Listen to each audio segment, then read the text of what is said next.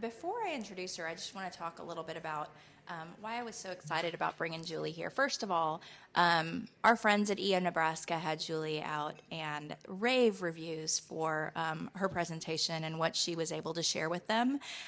And so, naturally, I'm like, okay, well, we want to bring that speaker to EO Fort Worth. And it turns out she's in Austin. So, she's a neighbor, practically. And so happy to have her here. But she has a lot of credentials, so I'm going to read her bio. But there's a lot in her bio that I was super excited about, especially as a former military member and veteran. I love her work in that. So Julie is the founder and CEO of Core Performance, and it's a Texas-based consulting firm. As I mentioned, it's based in Austin, and it's a resilience and neuroscience training organization. She is a professional business speaker, executive coach, licensed neuroscience change consultant. That's a mouthful. That's the one I was like, Julie, say that for me again. So licensed neuroscience change consultant and master resilience trainer. She trains and coaches top performers and teams to thrive professionally and personally. Her unique approach blends technology, which we'll get to see today, which is really exciting, scientific research, resilience, neuroscience, and emotional intelligence techniques in the physical, mental, spiritual, and emotional domains. Her experience as a successful executive allows her to give her clients the skills, mindset, and self-awareness tools to reach and maintain optimal performance and increased health while minimizing burnout. So if you did read the description of the session today, we talk a lot about stress management. And when Julie and I spoke, I don't know, about a year ago when we were planning this session, and then again a few weeks ago, I said, okay, everybody in the room is a business owner. Like, we get stress. It's part of our life. I don't think we're going to get rid of it. And Julie was like, no, we're not. Like, it's always there. And so I love that she's going to talk about, not just getting rid of stress because it's a part of our daily lives, but really how to manage that stress and how to bring that into the flow state.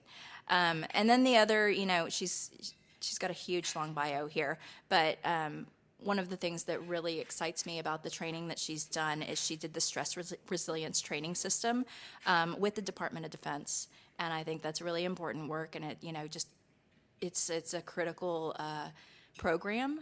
And I love that you do that, and I know you'll probably touch on it and talk a little bit about it. And so please help me welcome Julie Hutchinson.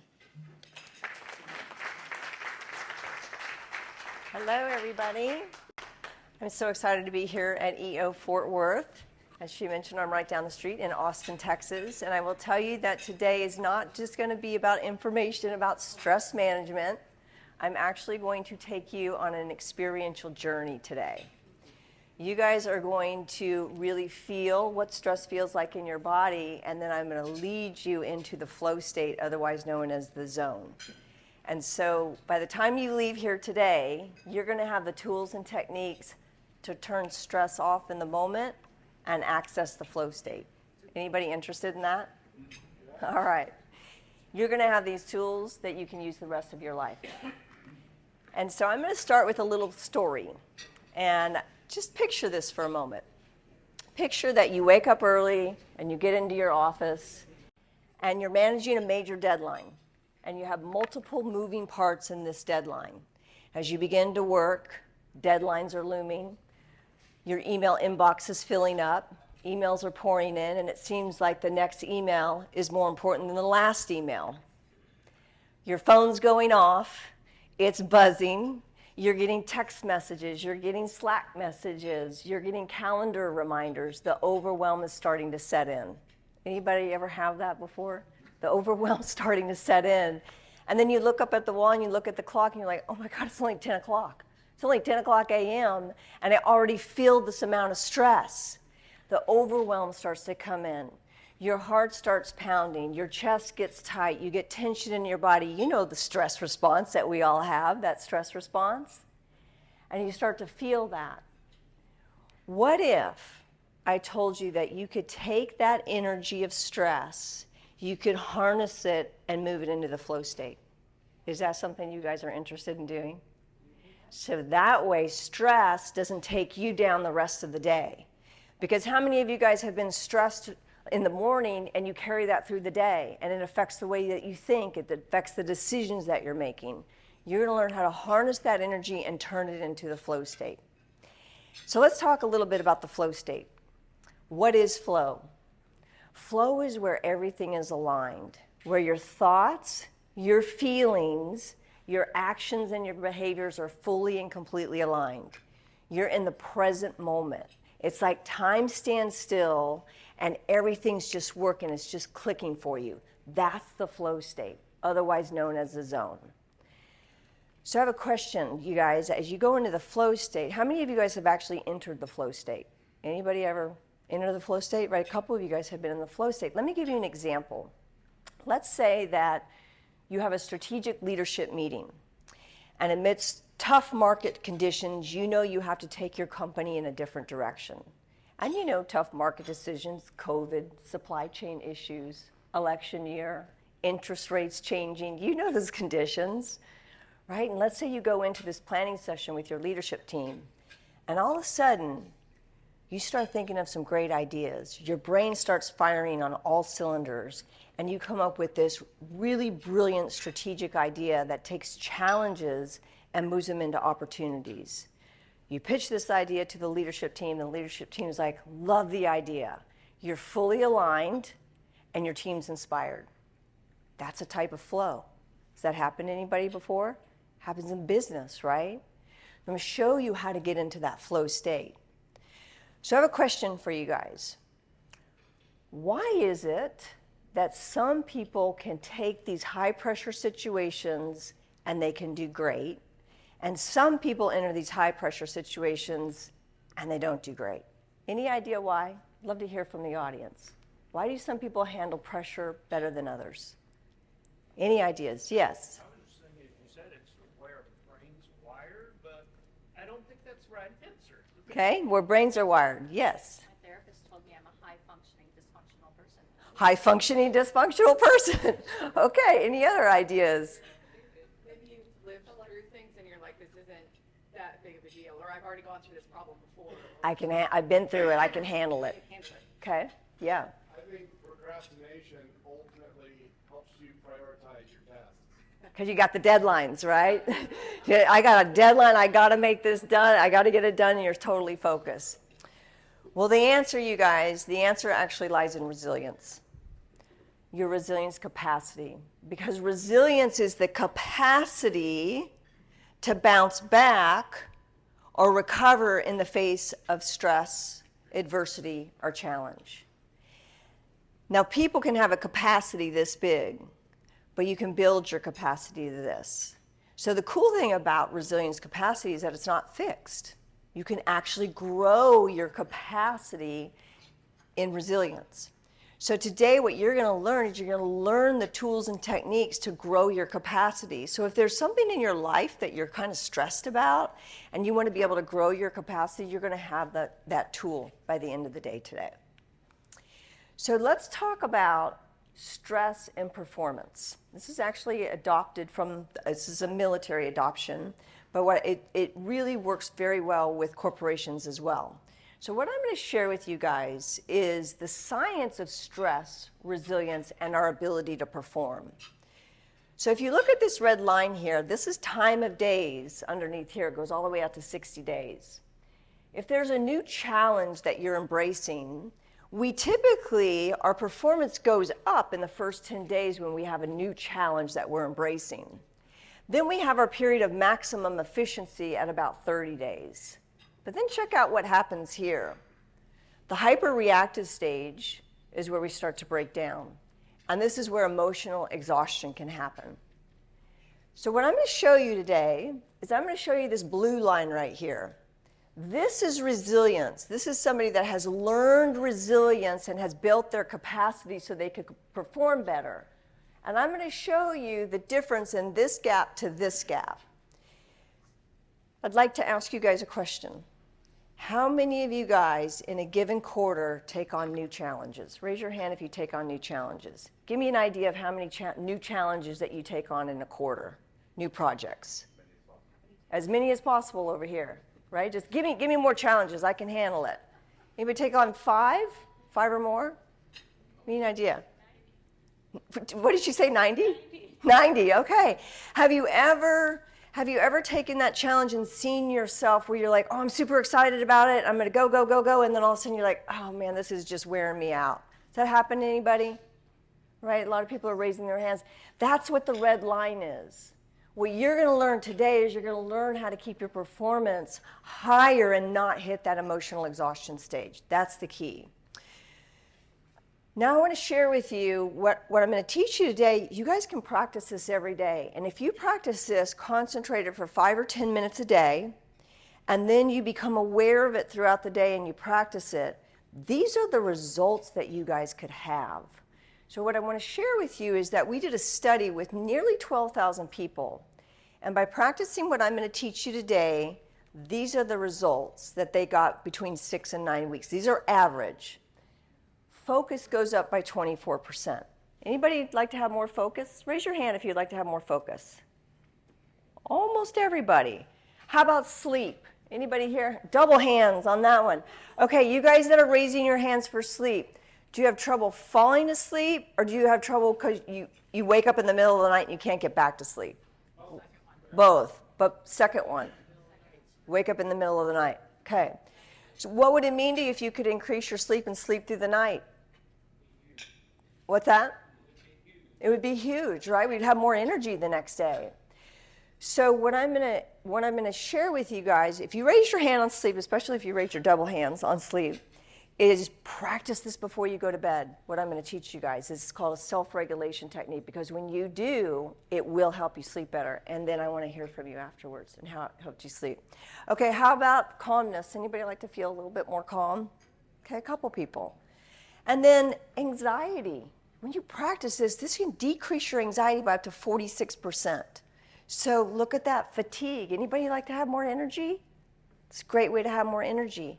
And depression. Did you know that since the COVID pandemic, there was an HR Gartner study that came out that said 1/4 of the population describes itself as depressed since the COVID pandemic? Think about that, you guys. Think about your employees. 1 out of 4 is probably describing themselves as depressed since the COVID pandemic. So these are the kind of results that you guys can look forward to as you practice what I'm going to share with you guys today. I'm going to share a little bit more about my story and how I came on this journey to the blueprint. I was in Austin, Texas, which is where I live now, and I started working for a company by the name of Somnio Solutions. We have a creative services agency, and we wanted to work with the biggest companies in the world. We were a startup company. This was about 22 years ago. We were a startup company, and we said we were going to bootstrap the company, and we were going to work with the biggest companies in the world. I was the 7th employee of the company, and my job was to get us on the vendor list of some of the biggest companies in the world at the time. These were companies like 3M, IBM, Dell, Hewlett-Packard, just to name a few. We were very successful at what we did. Our goal was to reach the Inc.'s 5,000 fastest growing companies, and we did.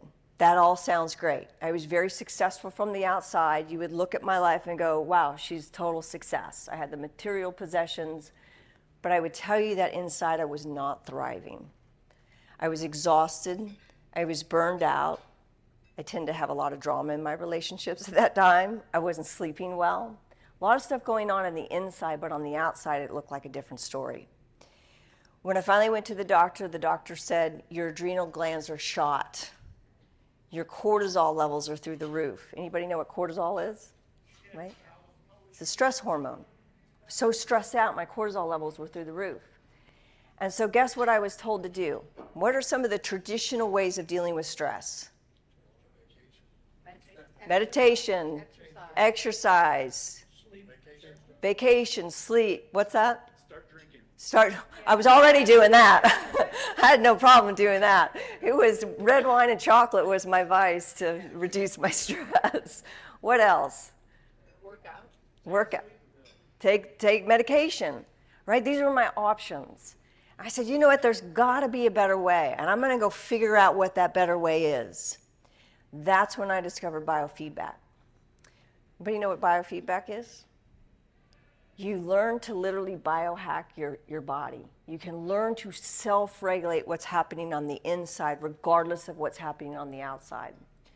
And so what I did is, yes, I did double down on my exercise. I doubled down on my eating and changed my eating. I became a yoga instructor because I wanted to learn that. But what I found is that if I was going to IBM's headquarters, I couldn't strike a downward dog and eat an apple and expect my stress to go away. I needed something in the moment. And that's where biofeedback really helped. So I started using biofeedback. My sales went through the roofs. The drama started to drop out of my relationships because I wasn't creating it anymore. And then I got healthier. I slept better. And I was like, why isn't anybody teaching executives and leaders how to do this? This is simple, but we're all stuck in the traditional ways of dealing with stress. And that's when I started my company. And that was about 18 years ago. When I started my company, I answered an RFP. Well, actually, before I do that, I will just tell you, I love adventure. And what I'm going to share with you guys today is not just for business. You can use this with mountain climbing and all sorts of stuff. So this is for your personal life as well. And I would tell you that when I started my company, I answered an RFP from the Department of Defense, DARPA in particular, won $1.5 million grant to bring in something called the Stress Resilience Training System into the military. It was teaching the men and women of uniform how to mitigate the negative effects of stress so that they could perform better. It was also used because at the time that we were working with the military, suicides were through the roof. A lot of suicidal ideation, and so we were using the Stress Resilience Training System to help men and women find a more peaceful balance inside. What we did was actually publish. We have some efficacy in what we did, so we had some published research, and our Stress Resilience Training System app ended up on the cover of the Wired magazine. You can see a picture of it here. What you guys are going to learn today is actually written up in the American Journal of Cardiology. And so what I'm sharing with you here is that everything that I'm teaching you today is based in science, and the efficacy has been proven. So I'm very excited to bring this to you guys today. And I'd like to get to know you guys a little bit more. So I'm going to ask you on a scale of 1 to 10, what is your stress level? 10 being the highest, meaning you have a whole lot of stress, 1 being the lowest. If you're 5 and below, not a whole lot of stress, raise your hand if you're 5 and below. Okay? If you're 6 or above, raise your hand. Keep your hands up if you're a 7. Keep your hands up if you're an 8, a 9. Okay, a lot of, okay, we stopped at 8. Okay, so that gives me an idea. You guys aren't super stressed out. Sometimes I have people say I'm a 20, so every room's different, but it helps me kind of get to know you guys a little bit more. So let's talk about what stress is. We've all experienced it, but what really is it? What's happening in our body? Stress is when the brain and the body are knocked out of homeostasis and balance. And when we are knocked out of homeostasis and balance, we activate the fight or flight response. So let's take a look at what the fight or flight response is. Take a look at all this stuff over here. You hit stress, here's what happens. Your blood is shunted from the internal organs and pushed to the extremities to prepare you to either fight or flight, to run and save yourself, right? This is the way we're wired. Now look at this. In a stress response, your muscles get tight, right? Your pupils dilate. Your blood vessels constrict. This is a reason why we end up having high blood pressure if we're always in the stress response. You can see everything that's happening there. Do you see the little A's in the back? This person's in the back. What do the A's stand for? Anybody have any idea? What do the A's stand for? Those little A's in the body. No ideas? Adrenal glands. You got it. So when we're stressed, the adrenal glands activate, and boom, you get this hit of cortisol. And the cortisol goes through the body, and you get this energy. And you get like, whoa, my body had to wake up because I had to prepare myself to either fight or flight. Sometimes we freeze, but this is how the body works. Now, here's the thing about this, you guys. When those adrenal glands activate and you get that hit of energy, the body likes it Body's like, whoa, that felt good. I'm awake. I have more energy. I think I'll do that again and again. And we can literally start to leave that fight or flight response on constantly. And if that fight or flight response is on constantly, what do you think it's doing to our bodies? Right? We're trying to come back into homeostasis and balance, but we're not. We're out of sync. When that happens, remember we get that jolt of energy, we can literally get addicted to the stress response. Addicted. Anybody ever hear that before? Addicted to stress? Let's talk a little bit about addiction. We say addiction is something that we can't stop. We know that people can be addicted to alcohol. They could be addicted to gambling, addicted to taking drugs. But what about our emotions? I want you to think about this for a second. Do you have anybody in your life that you may know might be addicted to an emotion like worry or anger? Maybe anger over a past relationship and they keep talking about that person. Or maybe they have frustration with a peer or colleague. So I see a couple of you guys going, yeah, I know people like that, right? That could be an addiction to stress. So now I'm going to invite you guys to think about yourselves. Is there maybe something in your life, is there an emotion that's tied to an event or something that you're constantly worried about or angry about? And ask yourself, have I been maybe thinking about this for a couple weeks, a month? How about a long time? So I'd love to just see a show of hands. Does anybody see themselves in this at all, that maybe you've kept on the emotional response? Just one person? I'm shocked. Come on, you guys. This is where I recognize myself. I was addicted to anger and frustration. I was addicted to an emotional state that I didn't even like, but I didn't know how to stop it. So how many of you guys might have one of these, an emotional state, right? We can become addicted to it. Now here's the thing, is that the addiction actually lives in the body. So emotions are the language of the body, right? Thinking, the way we think. Our thoughts are the language of the brain. So if we're addicted to an emotion because it's the way the hormones in the body work, how do we stop that addiction? I'm going to show you how to actually break that, but you've got to have the awareness of the addiction first. And when you have the awareness, that's when you can start to notice, oh, is my body craving that? Because I get the hit of adrenaline, and when you crave it, you get that energy. Here's a challenge with that. For those of you that raised your hands that said, yep, I've been feeling this for a while, I felt anger and frustration for years, the body will start to react. These are chronic disease states. Now take a look at these. Dizziness, ADHD, anxiety, anger, panic disorders. These are a result of leaving the fight or flight response on continuously. So ask yourself if you have any of those. Now check this out. Up to 80% of primary care doctor visits are related to stress. But only 3% of people get stress management help. I was one of those people, 80%. I was going to the doctor for a lot of these things, and they were saying the traditional ways of dealing with stress. I wasn't getting stress management help. And so, question for you guys.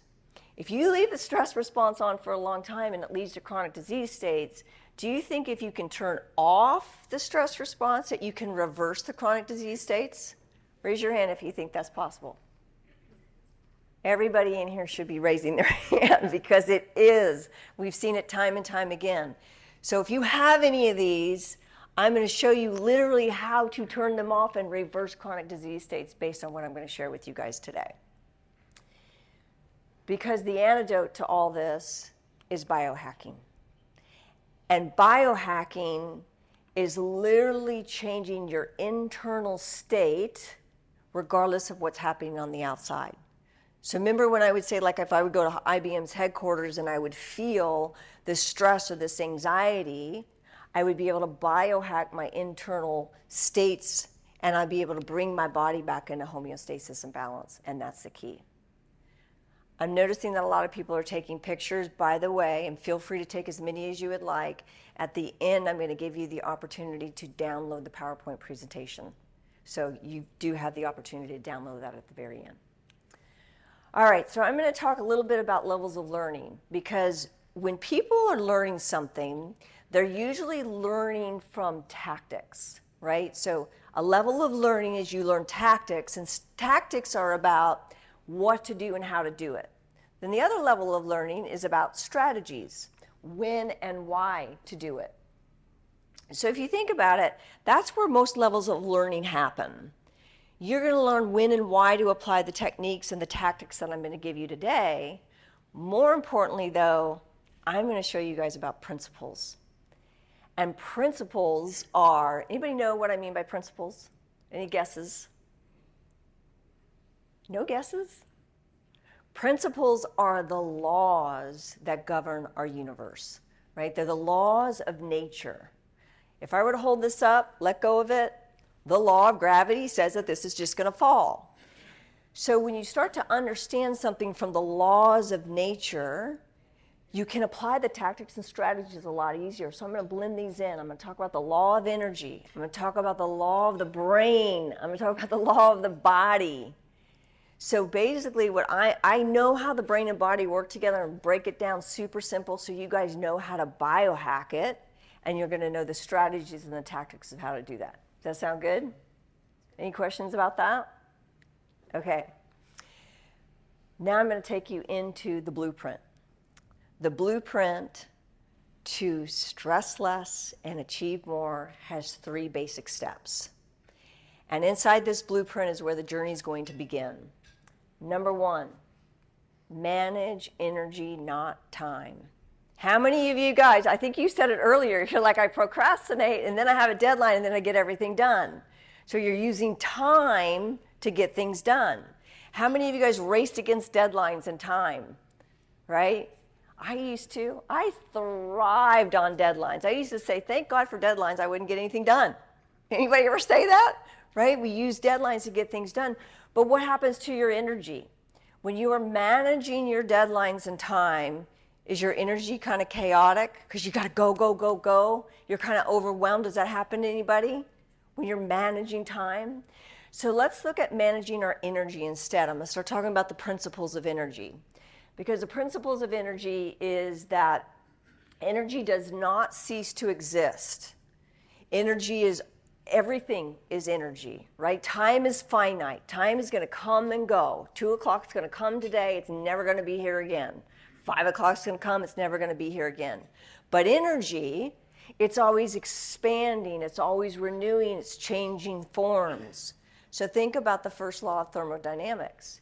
You take gas, you put it into a car, it changes the form of energy and makes the car go.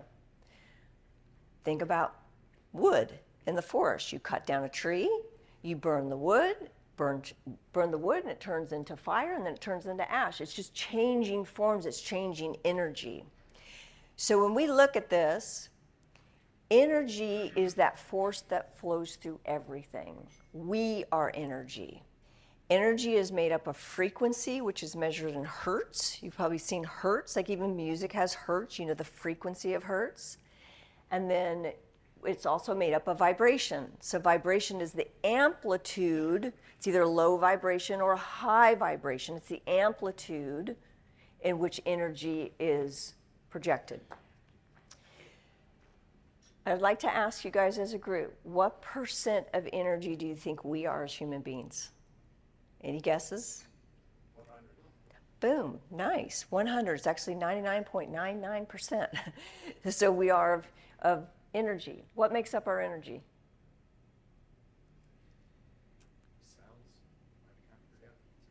Sounds, mitochondria. Anything else? What else makes up our energy? Throw out a couple more guesses. Caffeine. Caffeine raises our energy. What else? What else can make up our energy? Food. What? Our emotional state. Boom, your emotional state. You got it. The way we feel and the way we think. Because have you noticed that when you're sad, that's kind of a heavy energy. But when you're happy, it's a different energy, right? It's two different energies.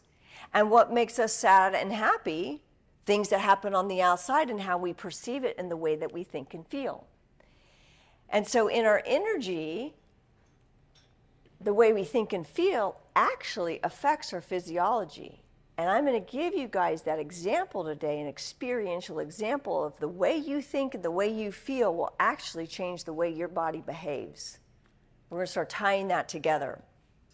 So I'm going to take you through an exercise right now, and there's a piece of paper on your tables.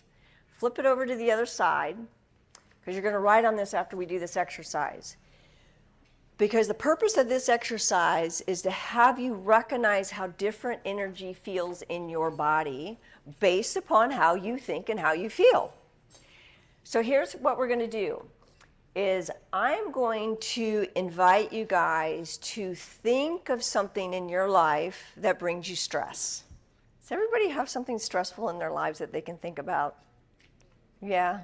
There's some people that are like, yeah, I guess all I got to do is think about it, it's right there. So I'm going to invite you guys to think about something that's stressful in your life. I'm going to have you guys in a minute close your eyes. You're going to think about this thing that's stressful. Then what I'm going to do is I'm going to say, notice your thoughts. Just watch your thoughts. You become the observer of your thoughts is what you're going to do.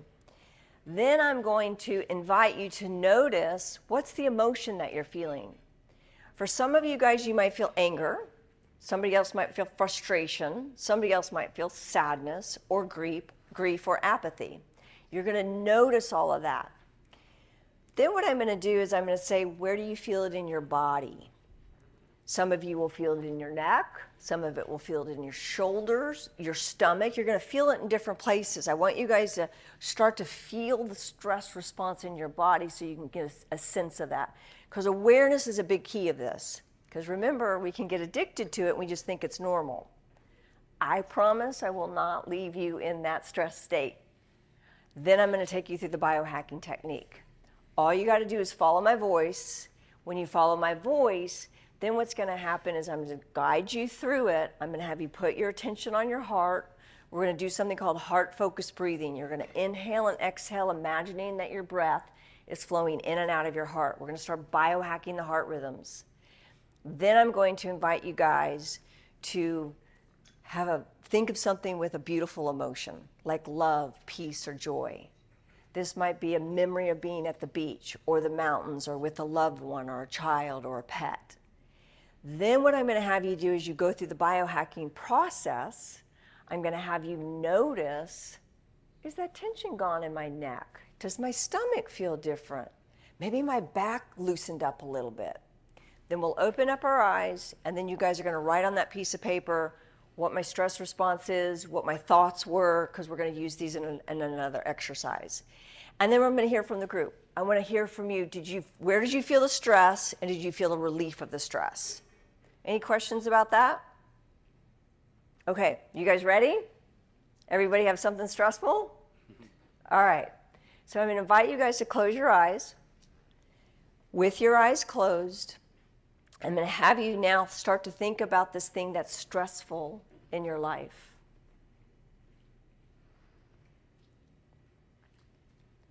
As you're thinking about this thing that's stressful, just notice your thoughts. Become aware of your thoughts.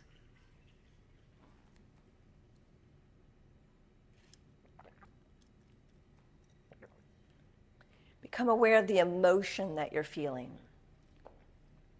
Anger, grief, frustration.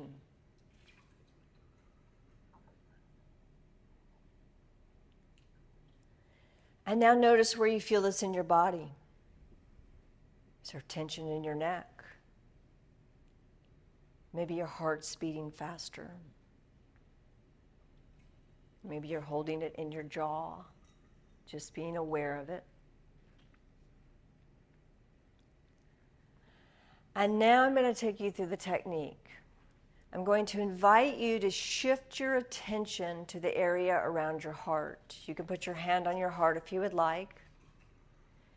With your attention on your heart, I'm going to invite you to take a deep inhale and then a deep exhale. You're going to imagine that this breath is flowing in and out of your heart or chest area. You're breathing deeper and slower than normal.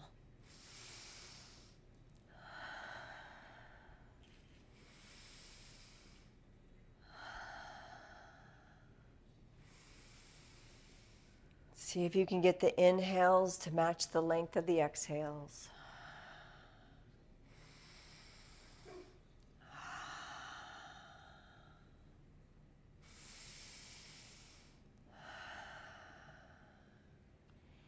And now I'm going to invite you to access a renewing emotion. You can do this by thinking about something that really lights you up, like the beach or the mountains or a pet. The key now is to feel the emotion. Don't just think about it, feel it. Breathe this emotion in and out of your heart or chest area.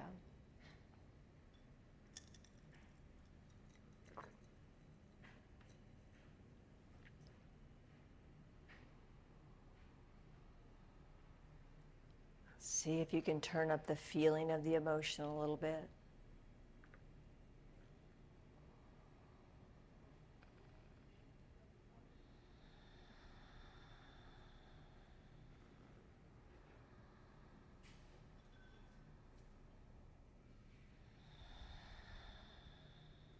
And now begin to notice, do you feel any different inside your body? Has the tension subsided? Notice your thoughts. Are they different? And when you're ready, you can slowly open your eyes. And I would love to see by a show of hands how many of you guys felt a shift in your body and your physiology. A couple people, lots of people actually. If you didn't feel it, it's okay. This is maybe the first time that you've done this. It's okay if you didn't feel it. Take a moment and write down on that piece of paper where your stress reaction shows up in your body. Everybody's going to be slightly different. What are your thoughts when you're stressed? And what was the primary emotion that you were feeling in this stress?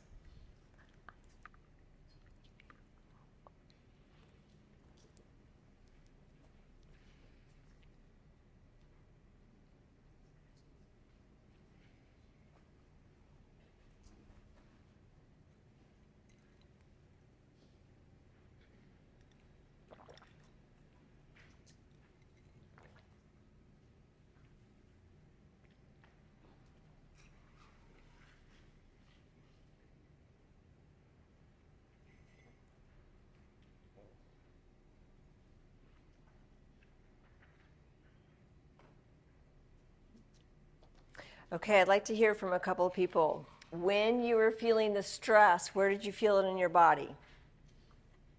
Share with me where you felt it in your body. Stomach, okay? I feel it in my chest and throat. In your chest, and was it tight? Yeah. Chest and throat? Right. Okay. Shoulders. Shoulders. And tears. And tears, did you say? Oh, you felt it. Okay, great. Thank you for your vulnerability. Thank you. Where else? My thoughts. Your what? My thoughts. Ah, you noticed it in your thoughts. Did it show up anywhere physically in your body, like tension in your gut? Your gut. Okay. One more. Where else did you feel it in your body? Anybody else like to share? Anybody feel their heart racing fast? Could you tell your heart was racing fast? Tightness in your chest? Anybody feel it in their back or feel their muscles getting tense? Anybody feel it there? Muscles getting tense. Okay. And then how many of you guys that shared where you felt it, how many of you guys felt a release in that? Did you feel a release in your stomach? Okay. So this is what we just did is we biohacked the physiology. We changed the way we thought. We changed our emotion and we changed our attention, and it changed your physiology. So you're starting to see the correlation between thoughts and emotions and how it manifests in our body and our physiology. How many of you guys have felt calm 1 minute and then something happens and you feel that rage the next minute? Has that ever happened to anybody? No. No. When you're driving, right, with road rage and people around you. So our actions and behaviors can be different. And then how does that affect your leadership style? When you're the angry person, does it affect the people around you? You notice people are like, don't want to be around you when you're the angry person, right? You start to notice that. So what I'm going to have you guys do right now is I want you guys to have a deeper awareness of how the stress that we carry, you guys carry, how that stress affects not just you, but the people that you work with or the people that you live with. So now I'm going to have you turn that piece of paper over, and we're going to do something called the vibrational map. Because remember, energy is made up of frequency and vibration. So what we're going to look at is we're going to look at different vibration levels. And we're going to look at the higher vibration levels first. So if you think about when you are feeling calm, happy, confident, let's look at how you tend to act and behave when you're in those higher frequency emotions or higher vibrations. In this particular example, person is feeling calm, they're feeling confident, patient, and appreciative. When they're feeling this way, they tend to act supportive, collaborative. They're open to ideas. They're more dependable. They express appreciation. And now let's look at the effect on the team's performance. When the person is feeling this way, it saves time and energy. It enhances creativity. There's less mistakes, and they make better decisions, and they have more enjoyment. So I'm going to invite you guys to take a moment and write down a couple of vibrations or attitudes that when you feel happy, healthy, confident, write that down. Write a couple of those down in the attitudes and feelings. When you're feeling calm, confident, happy, excited, joyful, how do you tend to act and behave when you are happy, calm, confident, and joyful? Are you less judgmental? Do you connect easier with people? How do your teams respond to you? You can even look at that with your kids or your spouse. When you're happy, how do your loved ones respond to you? You're acting a certain way, and then how do people respond to you?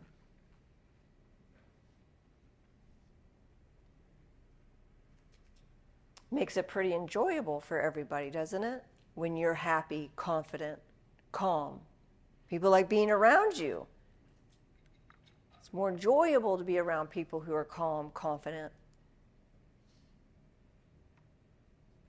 Do you notice how your employees behave when you are calm, confident, happy, and joyful? Are they more collaborative?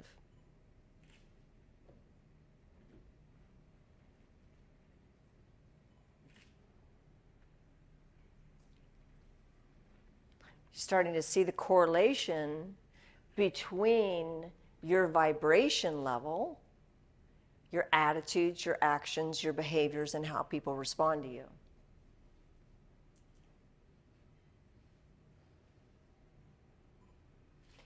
So now let's look at the lower vibrations, the stressful feelings and attitudes. Impatient, cynical, overwhelmed, resentful. When you're feeling this way, or you have those kind of attitudes, how do you tend to act and behave? Are you resistant? Maybe you're more judgmental. Perhaps you don't follow through. Lack of patience. So write down when you are in lower vibrations and feelings, how do you tend to act and behave? I know a lot of people will withdraw. They'll want to be alone. Some people will create drama. That's what I used to do. I used to create drama.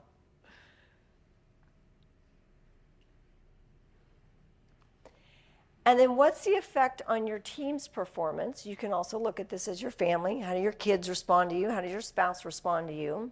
How does your team respond to you when you're in these behaviors?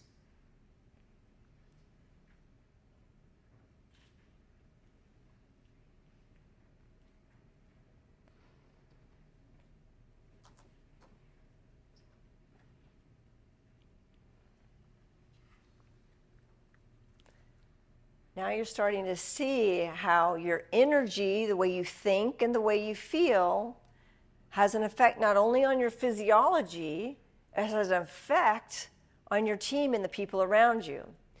So do you see the little percent signs in the third box over? I'm going to invite you to write down the percentage of time that you're typically in the higher vibrations and the percent of the time that you're typically in the lower vibrations. So just write down that percent of time that you're in higher and lower, on average.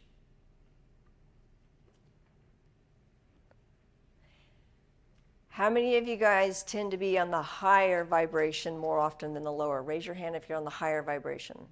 How many people tend to be on the lower vibration? Okay? It's kind of eye-opening, isn't it? When you look at that and you're like, whoa, I didn't realize I was having that kind of effect on my family or my team. And when you start to see that, you're like, oh, there's a way to actually change that. And so to have that awareness of the thoughts and feelings is the key. And here's why this is so important, you guys. We as human beings are habits and patterns. Did you know that by the time you are 35 years old, you're a set of memorized habits, patterns, and emotional responses? Anybody here less than 35 years old? How old are you guys? What's that? 29, 30. Well, you guys have a couple years. You're still in the programming phase, right? You have a couple years. So let me give you an example of this.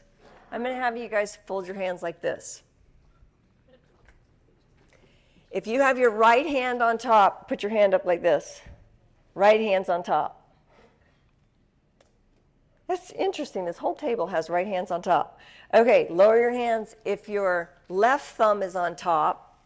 Raise your hands if your left thumb is on top. Left thumb. Okay. Left thumb. Okay. All right, go ahead and lower your hands.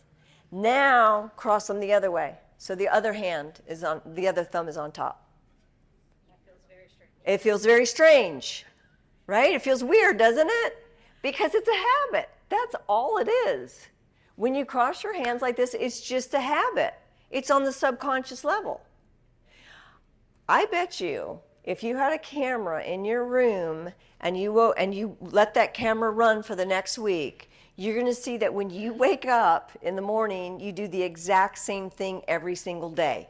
You probably get up, you use a restroom, you might brush your teeth, you may go up and have your coffee and do whatever you do, but it's going to be the same thing because we are habits and patterns. That's just the way that we as human beings are built. So by the time you're 35 years old, those habits and patterns are ingrained inside of you. So this is why we have to have that awareness of our thoughts. Just observe what your thoughts are right now. Because I guarantee you guys are all having thoughts right now other than just listening to me. These thoughts are automatically running. They're always running in the background. We have to have awareness of them. Because if we have awareness of them, then we're using that 5% of our conscious mind. We've all seen the iceberg, right? The top 5 or 10% is out of the water and the 90 to 95% is under the water. That's kind of like us human beings. We get to know each other on the outside, but there's a whole lot going on the inside, right? We have a whole lot happening. We can say one thing out here, but feel something completely different. We got to have that awareness of what's running underneath the surface. So manage energy, not time, because here's another thing. This is statistics, you guys. I didn't make these up. This is from the National Science Foundation. National Science Foundation says we have between 2,500 and 3,300 thoughts per hour. That's not a typo, that's per hour. Guess where most of those thoughts are coming from? Subconscious. You got it. You guys are having thoughts that are happening right now in the subconscious. What percent of those thoughts do you think are negative? A lot? A lot. Give me an idea. What do you think percent are negative? 75? Good guess. 80%. 80% of our thoughts are negative. I can't, I don't want to, it's too hard. Guess what percent of those thoughts are the same thoughts as yesterday and the day before and the day before? 95, right? This goes to show that we are habits and patterns. If you don't change the way you're thinking, you're going to get the same results in a week or a month or 2 years from now if we don't change the way that we are thinking and feeling. That's the key. And anybody ever hear of Dr. Emoto's water experiment? Okay, this is really neat. I'm going to invite you guys that later tonight, go to YouTube and type in Dr. Emoto's water experiment. Dr. Emoto wanted to prove that our thoughts and our words had a particular frequency or vibration. So what he did is he had water, and he had people say certain words over water, and then what he did is he froze that water and put it under a microscope. So check this out. Ooh. Thank you. Look at the crystalline structure of thank you. Wisdom, truth, eternal, angel, I love you, peace. Now look at these. These are the negative ones. You fool. You make me sick. Evil, polluted water. Before a prayer, and then he had people pray over it and look at how it changed the water. Isn't that interesting? So go YouTube this. There's a whole bunch of neat videos out there that really define how he did all of this. What percent are we of water? What's that? 70? On average, we are 63% water. The brain and the heart are 83%. But on average, we're about 63% water. So I want you guys to keep that in mind. The next time you are talking negatively internal to yourself, because how many of us are really hard on ourselves, right? I used to be really hard on myself. And I would say things that I wouldn't say to a friend, I would say them to myself. And so I started looking at this, I was like, what am I doing to my body? Or you guys are starting to see how the thoughts that you think show up as tension in your neck, in your jaw, your heart races. You're starting to get the correlation between our thoughts and our physiology. And we got to have that awareness of what those are. Because here's what happens, is the way we feel, the way the brain and the body work, is that the brain will auto-suggest thoughts equal to how you feel. I'm going to say that again. The brain will auto-suggest thoughts equal to how you feel. So if you're feeling sad or angry, thoughts are going to go with that. What an idiot driver. I'm so mad at that person. It goes hand in hand, so we're in this thinking, feeling, thinking loop, and we've got to break that if we want to have a different trajectory for our future. So the key is we've got to have that awareness. We've got to manage our energy. What makes up our energy? Emotions and what else? Thoughts and emotions. So if we're wanting to manage our energy, what do we have to do? What are we changing? You got it. You got to change your thoughts and emotions, and that's the key. Now what we're going to do when we get to the third step, you guys, is I'm actually going to invite a volunteer. We already have one person that volunteered, Lisa. I'm going to invite 2 volunteers to come up, and we're going to do a biofeedback demo, and we're going to show how your thoughts and emotions affect your physiology on this biofeedback demo. And you're going to get a real sense of that, and then I'm going to take you into the flow state. And you're going to see, I'm going to give you the technique to take you back into the flow state, and you're going to see it on the biofeedback demo. So the key to number 1 is you got to manage your energy and not your time. Okay? Because we know that we can get addicted to it. We can get addicted to our emotions. I'm going to tell you a story about Rick Colleton. Rick Colleton is down in Austin. He owns Discount Electronics, if you guys have ever heard of Discount Electronics. He's a very successful CEO. He owns a couple of other businesses. When Rick came to me, he said, I wake up in anxiety. I have been feeling anxiety for years. Sometimes I worry about payroll. Sometimes I worry about different things. I mean, just anxiety constantly, but you would never know it. He's in great shape. He works out a lot, but he was always feeling anxiety. After practicing what you guys are learning here today, 4 weeks, that's all he was practicing. He said, oh my God, I realized I was addicted to anxiety. If I didn't get the hit from my body, I would go create something in my office or with my wife or my kids, so I got the hit of anxiety. He learned how to stop it as soon as he felt it. He learned how to shift the anxiety into peace, change his thought process around it, started feeling so good. He's like, I wake up happy now, and he was feeling so good. He's like, I don't even want to drink anymore.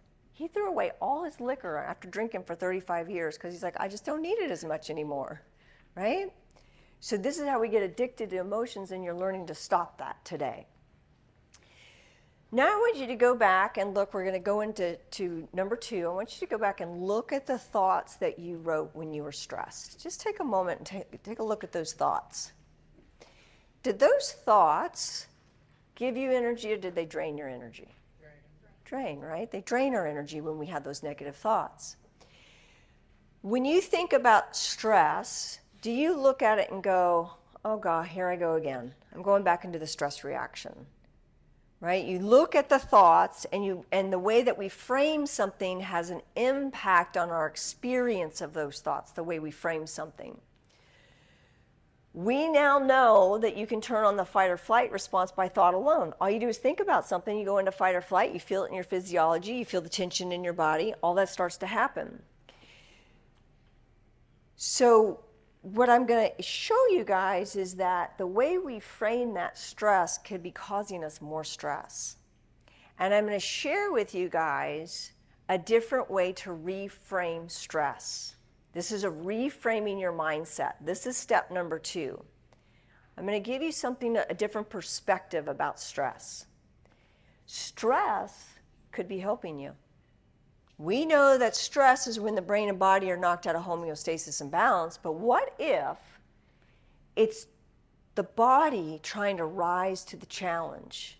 It's the body saying, I've never been here before, I don't know what to do, I'm trying to rise to the challenge, so I'm activating the stress response. How many of you guys, when you get stressed, you can get focused, you get a lot of energy, right? And you can kind of focus a little bit more. It's part of the stress response. How many of you guys, when you look back at what you wrote about the stressful situation, how many of you guys cared about that situation? It was something that mattered to you, and that's why you were stressing. Raise your hand if it was something that mattered to you. Right? Usually something that we really care about causes us stress because we want it to go a certain way. Our heart is in it. It matters to us. So I'm going to share with you a stress mindset intervention that was done with adolescents. And this was about reframing how they thought about stress. So in the stress mindset intervention, these adolescents were told that stress is actually beneficial. Stress is your body trying to rise to the challenge and to help you. And when they started to take on that mindset shift, that perception about stress, they were less prone to psychological distress in the wake of life's adverse situations and stressful situations. Because now they were looking at it like, oh, okay, it's just me trying to rise to the challenge. Check out this one.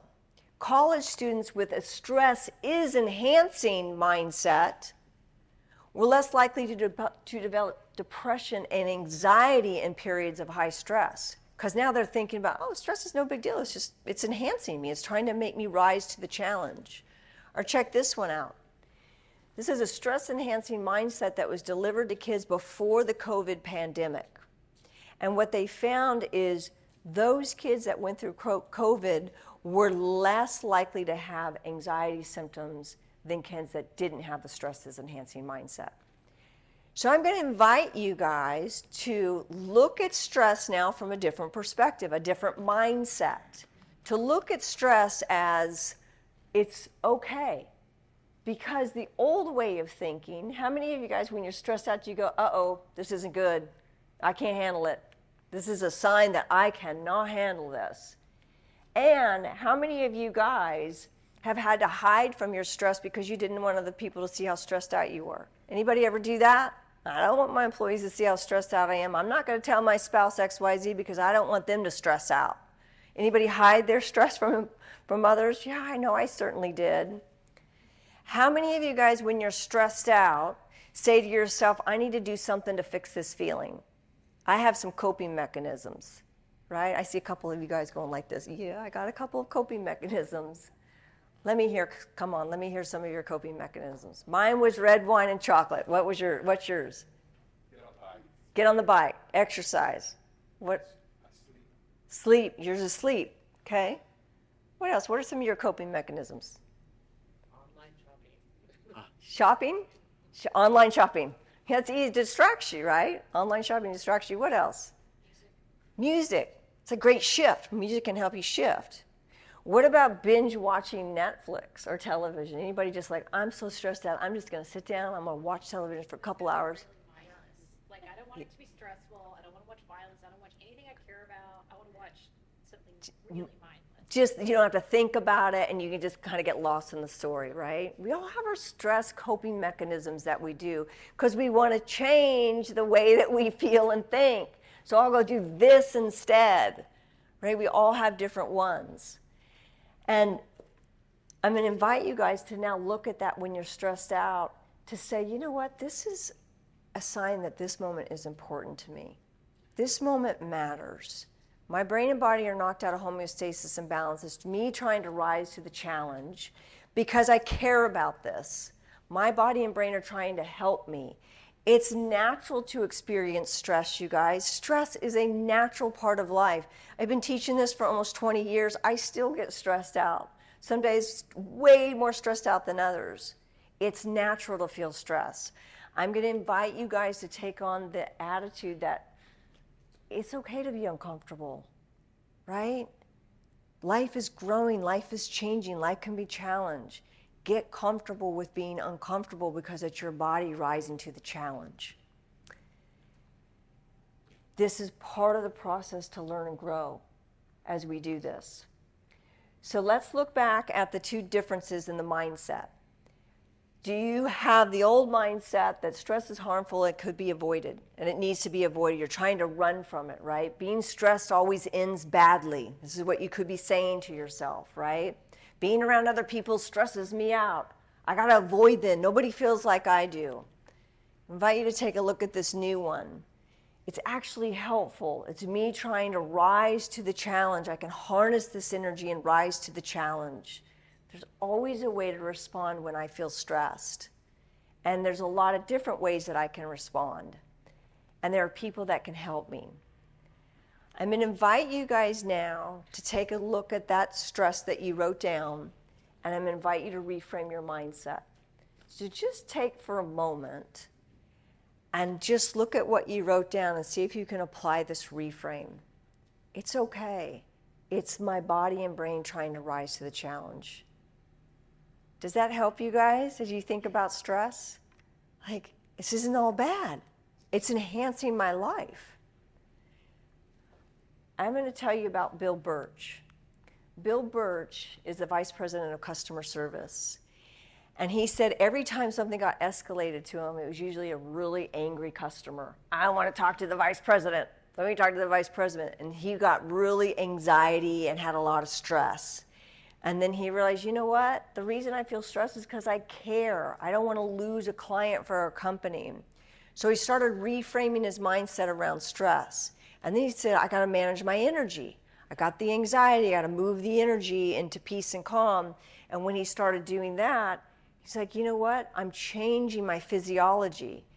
And he said to me, 4 weeks of practicing this, he said, I haven't woken up happy on a Monday in 25 years. 25 years that man was waking up stressed out on a Monday morning. How many of you guys get the Sunday night blues? Anybody here get the Sunday night blues or get stressed out on a Monday morning? I invite you to reframe the mindset around this. It's a moment that matters. It's because you care. All right, does anybody need to take a break? Anybody want to take like a quick little 5-minute break? Would that work? Let's do a quick 5-minute break, and then we're going to go back into the biofeedback demo. We're going to go into step number 3. Okay, so I'm going to ask you all a question. You may be thinking to yourselves, okay, well, I can reframe my mindset and I can change my energy, but if my body's been addicted to the stress, how am I going to change my body? Anybody wondering that? Like if my body's been in it for a while, I got to learn to change my body.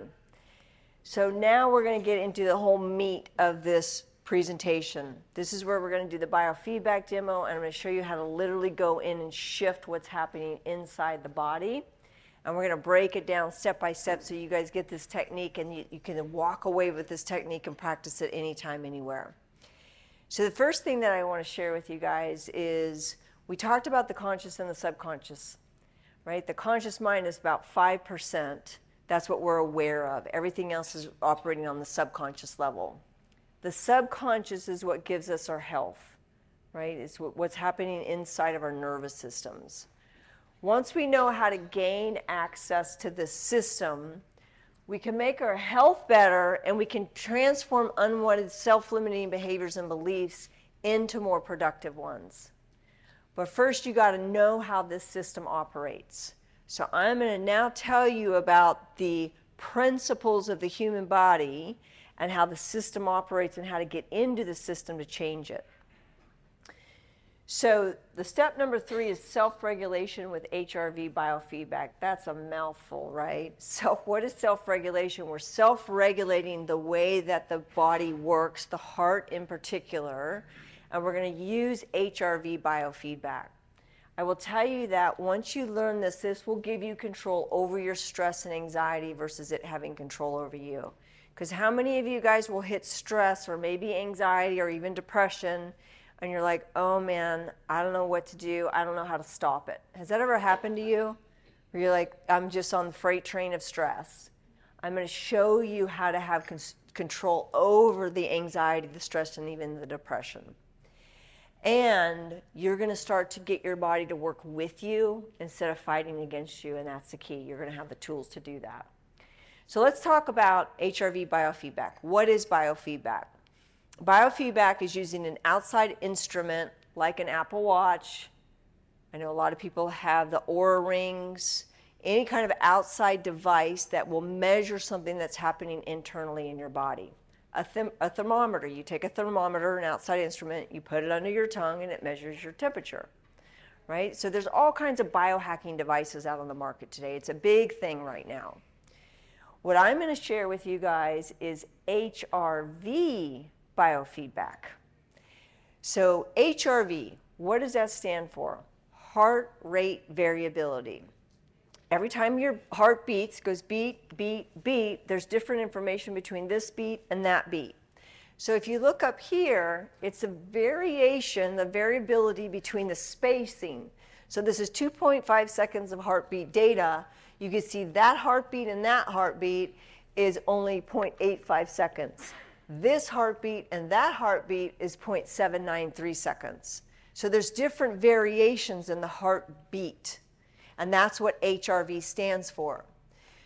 So this is the key. It's the measurement between the parasympathetic and the sympathetic nervous system. This makes up what we call the autonomic nervous system. Autonomic, automatic. You don't have to think about it. It's doing everything behind the scenes. So the autonomic nervous system, the ANS, is responsible for 90% of your body's automatic processes. Anybody have any thoughts on what an automatic process is that I'm talking about? Heartbeat, breathing. What else? Swallowing. Digesting food. We just had lunch. Are you thinking about how to digest your food? Not at all. It's doing it for you. That is the autonomic nervous system. It's doing its job so we can go out and do our jobs. And so when we understand how this works, we can go in and shift what's happening in the autonomic nervous system. Let's look at this a little bit closer. The autonomic nervous system, everything in red here is what we call the sympathetic nervous system. Everything with this blue line is the parasympathetic. Think about the sympathetic as the gas pedal. It's what goes on when we are in fight or flight. The parasympathetic is the brake. So we got the gas and the brake working like this. And when we look at this, here's the key. Emotions change the activity in the autonomic nervous system. If you're hanging out watching TV and you're calm, everything's peaceful, you get a phone call with some bad news, and then all of a sudden you start to feel anger. You go from calm to anger. It changes over 1,400 different biological changes in the body, 1,400. Now for us, that shows up as tension in our jaw, tension in our back, our heart's beating really, really fast.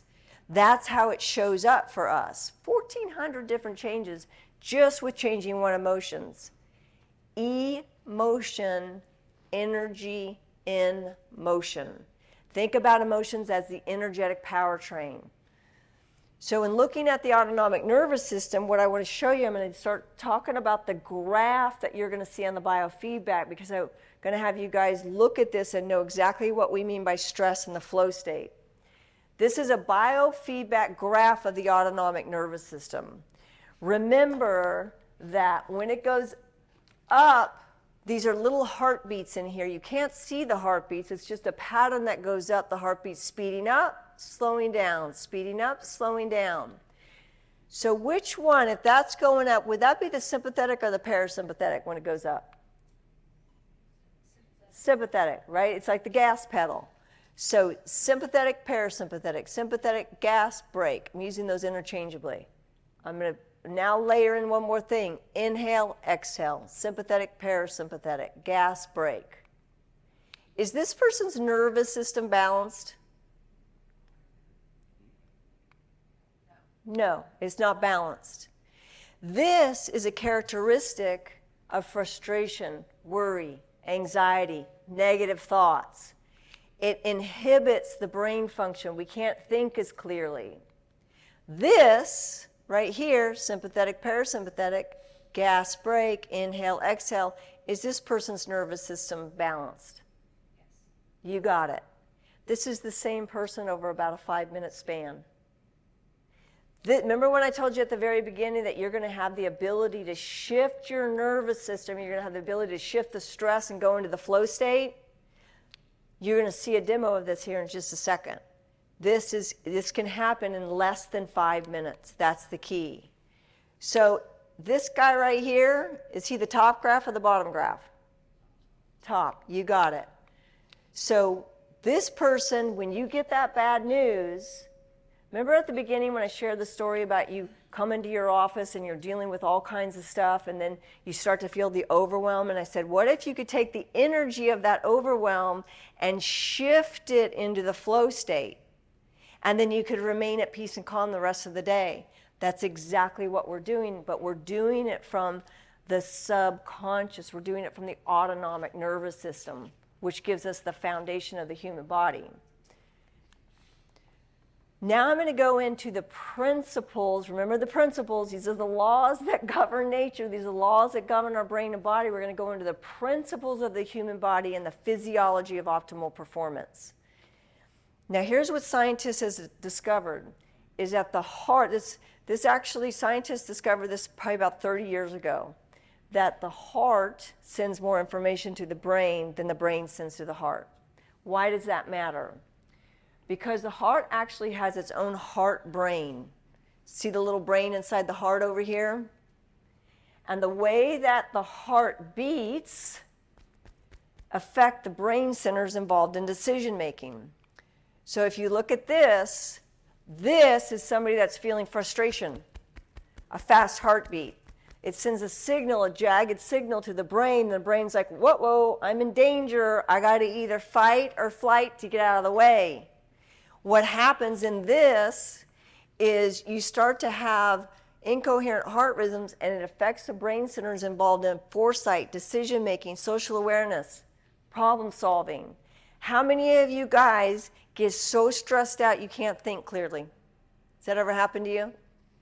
Right? This is why. When you're stressed and your heart's going like this, you send a signal to the brain, and the brain's like, wait a minute, I got to prepare to either fight or flight. This is not a time to solve a problem or be creative. So the second you feel that stress, you're going to go into the heart-focused breathing to send a different signal to the brain so your brain can function better. What we're doing is we're moving from this stress state out of sync. The nervous system is out of sync, characteristic of these emotions, negative emotions, and the key is we're going to move the heart rhythm into sync, otherwise known as a flow state. Now the flow state, we've also equated that to the zone. I'm going to bring in another term right now. The term is called coherence. Coherence is the optimal state in which the brain, the heart, and the emotions are totally aligned and in sync. Physiologically, all systems of the body are operating at its optimal function. The autonomic nervous system, the hormonal system, the endocrine system. So you're getting all the systems completely aligned in the body. That is what coherence is, otherwise known as the flow state. And you can get there by biohacking your physiology. Has anybody here ever been to the symphony? A couple people? You know when you're sitting there and you're kind of waiting for them to come out and they're all warming up and all the instruments are playing their own tune, they're tuning their instruments, and then the conductor walks out and you hear this beautiful sound, you just get goosebumps everywhere.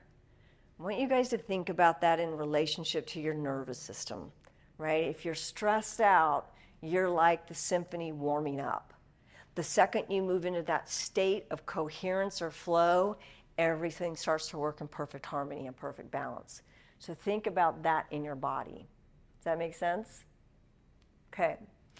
I want to tell you a little bit about Arielle Ford, and I bring in these transformations to prove the point of how quickly this can work.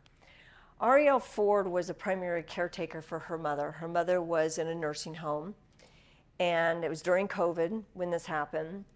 And every time she got a call from the nursing home, her heart would start beating really fast. And she was dealing with some high blood pressure issues. Well, she got the call from the nursing home, and they said, your mother's fallen, and it's not good. Her heart started racing really, really fast. She had a blood pressure monitor at home. She hooked up to her blood pressure monitor, and she said her blood pressure was so high she was almost in the stroke zone. And so what she did is she started practicing the tools that you guys are learning today. She started shifting her attention to her heart. She started her heart-focused breathing, and she started saying to herself, this is a moment that matters. I care about this. And then she was using her words, her language. My heartbeat is normal. My heartbeat is normal. My blood pressure is normal. My blood pressure is normal.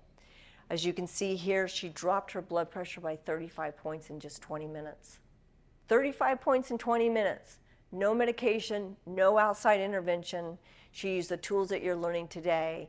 If you want to see the full testimony of exactly how she did it, it's on our website if you want to look at that full testimonial.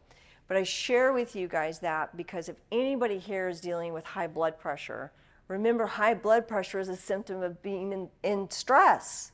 So we got to get the body back into that homeostasis and balance so the body can heal itself. That's the key.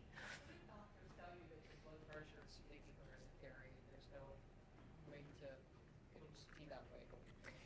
Have you heard about the book called The Biology of Belief by Bruce Lipton? Have you read it? Highly recommend that book because what Bruce Lipton, he's a scientist, and he proved that it's not so much about hereditary, it's your belief about the symptoms that your parents had. So if your parents had high blood pressure, or your parents had cancer, and you believe, I'm going to have that, and I'm going to have cancer and high blood pressure, it's more about the belief. It's a really fabulous book.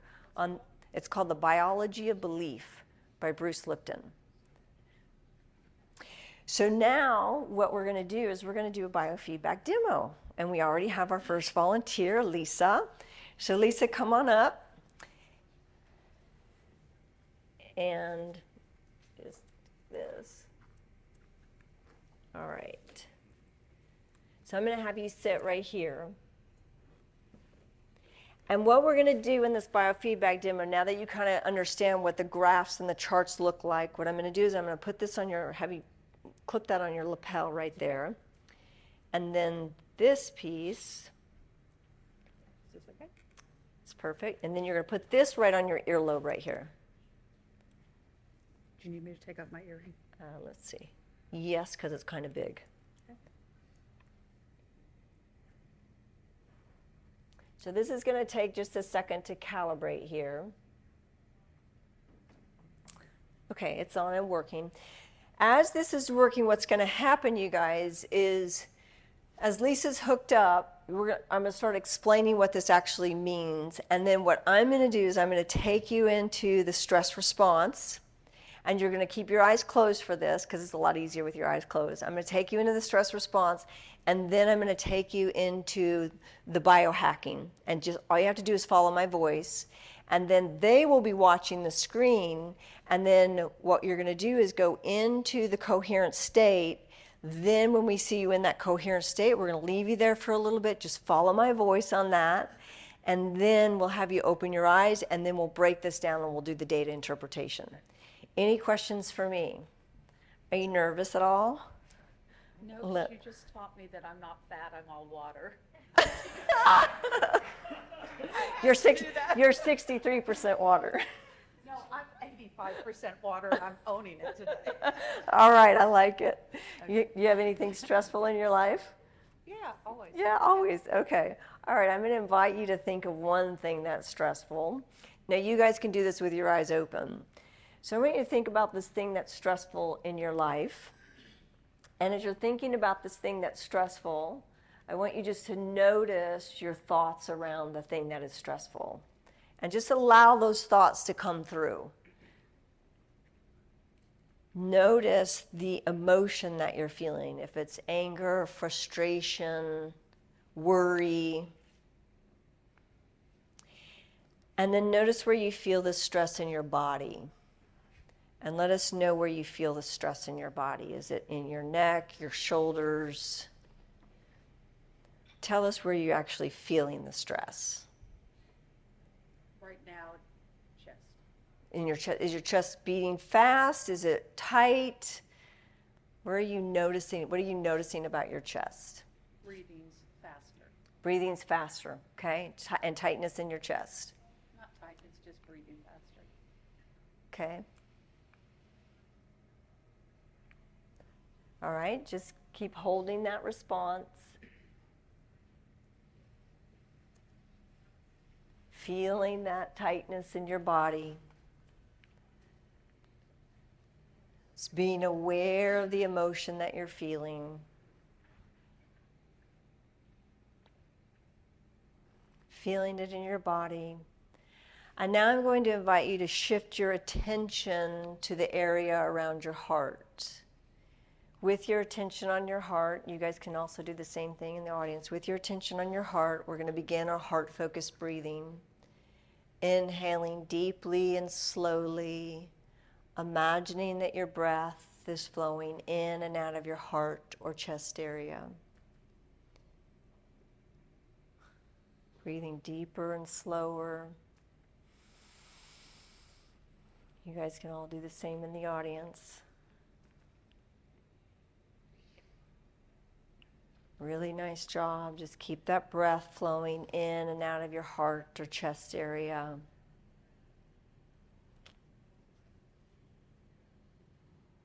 We're going to stay here for a couple more breaths. Inhaling deeply and slowly. If your mind wanders, just bring it back to the area around your heart.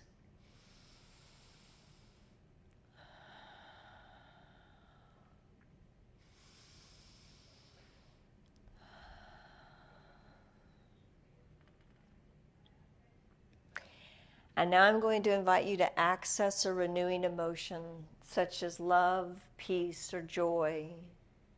And the key is to feel this emotion. Don't just think about it. Feel the emotion as you're breathing in and out of your heart.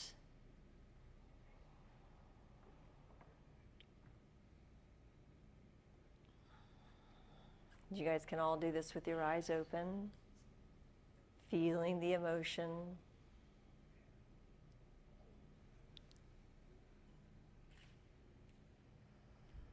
Now I'm going to ask you if you feel any different inside. Does your body feel any different? Are you asking me? Yes. Yes. What do you feel different in your body? Peaceful. Peaceful. Does anybody notice how her energy shifted as she sat up here? She looks different. Go ahead and open your eyes. Really nice job. Keep that on. I'm going to break down. Every once in a while, will you just touch that trackpad every once in a while? Because that's why it's going off. I figured out why it was going off. Okay. You don't have to do it constantly, just every once in a while. All right, I'm going to explain what's happening here. First of all, really nice job. Really nice job. Do you notice when I said think about something stressful? This is right when I said think about something stressful, right here. Look at where our heart rate went up to. So it went up to over 90 beats per minute just at the thought of something stressful.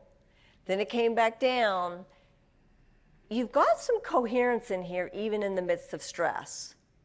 But this right here at about 2 minutes is where you started to do the hard focus breathing. This, you started to really breathe deeper. Now here's the beautiful thing, sympathetic, parasympathetic. Look how coherent she is, you guys. Extremely coherent. This is about where you feel an emotion. What was the emotion that you chose, the renewing emotion? The good positive thing. Uh-huh. When I was in Lombok, Indonesia, having in a rose bath outside the ocean, having in a water bath with roses, having an hour head massage. I'm going into coherence just hearing that. Oh my God. Well, obviously you really had a good experience there. That's really beautiful. Red, her blood pressure, that went from 42 to 22. Right here? So this, right, red, blue, and green. Red is low coherence. That's all it is, low coherence, medium, high coherence. That's what that is. So here's what's interesting. When she was practicing the technique, she started to shift her physiology. She opened her eyes and I said, could you put your finger on that trackpad? And then she got back in her head, right? And look how incoherent she got here, right? This is the subconscious coming back online. So I'm going to invite you right now with your eyes open, start taking this heart-focused breathing, and let's see if it shifts. You are already very aware. Look at that. Boom, she comes right back into here. Now here's the thing, you guys. Remember at the beginning I said resilience capacity is not fixed, that you can build your level of resilience? This right here is she's sending a new signal to the autonomic nervous system. Is that the subconscious? The autonomic nervous system is the subconscious. She's sending a signal to it. I'm coming back into homeostasis and balance. She's gotten coherent. As soon as she opened her eyes, she went back to incoherence. This is the subconscious. We're habits and patterns by the age of what? 35. Now look at this. She's got her eyes open. She's concentrating on breathing. I can see it. And look at her face. Does her energy look different? We're energy. We're nearly 100% energy. She's shifting her energy, and now she's doing it with her eyes open. So imagine if you did this for 10 minutes a day just to set the tone, and whenever you felt stress, you shifted into it, and you got into balance. Do you think it would start to rewire your nervous system? Yes, I love it. Absolutely, you'll start to rewire your nervous system. And all it takes, you guys, is 10 minutes a day. Set the tone 10 minutes a day. Double hands for sleep. Do this before you go to bed. Because a lot of you guys that are having trouble sleeping, you're falling asleep in a state of fight or flight. And the body's like, I can't sleep. I got to protect you. I got to be awake. So if you practice this 10 minutes before you go to bed, heart-focused breathing, the brain goes, oh, I'm good. I can sleep now. You wake up in the middle of the night. What happens? You go up here and you start thinking about all the things you got to do. Drop your attention back down here. Start your heart-focused breathing. And then you can say, I fall back to sleep with ease. I can sleep with ease. You're getting your thoughts and your body to be fully aligned. Thoughts and emotions are aligned and in sync. Look at you. You are just cranking. Look. Right? So she's coming right back in. Now you've got the whole system, right? You're able to keep your eyes open. You're using the conscious mind to direct your energy, and now you're holding coherence. Really great job. Let's give her a hand. Nice job. So I'm going to invite you to just keep doing the heart-focused breathing the rest of the time that we're here. Thank you. All right, next volunteer. Who would like to come up?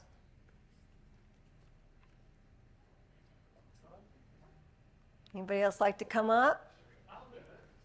Okay, what time is it?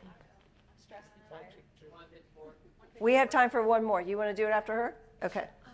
All right. I'm going to have you hook this on. So this is going to go on your lapel right here. Okay. And then that's going to go on your ear. Let me see your earrings. You don't have to take your earrings off. They're not that big. Right there? You got it. Now, what's interesting about this, as we have these different volunteers come up, you're good. as we have the different volunteers come up, you guys are going to see that all our nervous systems are different. They all look different. And we all have different life experiences. You're all coming to this particular day with different stress levels. I've had people come up here that have drank way too much coffee and their nervous systems are all over the place. I had somebody come up that was totally hungover from the night before. Her nervous system was all over the place. So it just depends on a lot of different things that you go through in a given day to know where your nervous system is. Tell me your name again. Leslie. Leslie, thank you for volunteering. Are you nervous at all? No, I just need instructions. Okay. All right. So what I'm going to do is I'm going to just walk you through everything again. So I'm going to invite you to close your eyes, and I'm going to invite you to think about something that's stressful in your life. And again, you guys can do the same thing out here with your eyes open. Just think about this thing that's stressful in your life. And as you're thinking about it, notice what emotion you're feeling. Is it anger, frustration, worry, sadness? And notice where it's showing up in your body. Do you have tension anywhere in your body? And if you could just share with us where you feel it in your body, in your stomach. So she's holding her stress reaction in her stomach, where she was holding it in her throat, right? We all have different stress reactions. So feeling this stress in your stomach, I'm now going to invite you to shift your attention to the area around your heart. You can put your hand on your heart to help hold your attention there. And we're going to begin our heart-focused breathing. Inhaling deeply and slowly, imagining that your breath is flowing in and out of your heart or chest area. You want your inhales to be the same length as your exhale. Remember, the inhale is the sympathetic, the exhale is the parasympathetic. So if you breathe evenly, you're balancing the nervous system. We're going to hold that heart-focused breathing for several more breaths.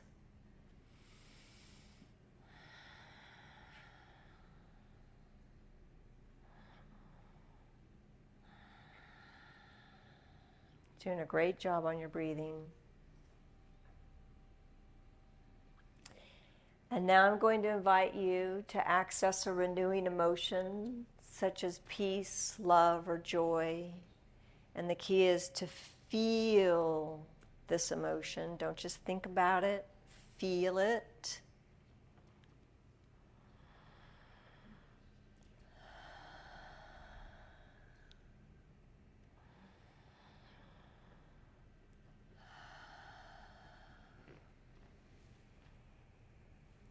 Invite all of you guys to do the same. Feel it with your eyes open.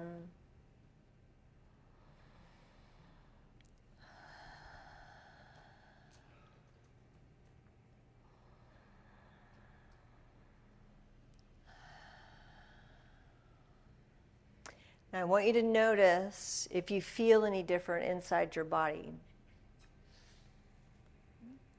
What are you noticing? Physiologically, what are you noticing in your body? Does your stomach feel less tense? Okay, so you're changing the way that you feel, okay?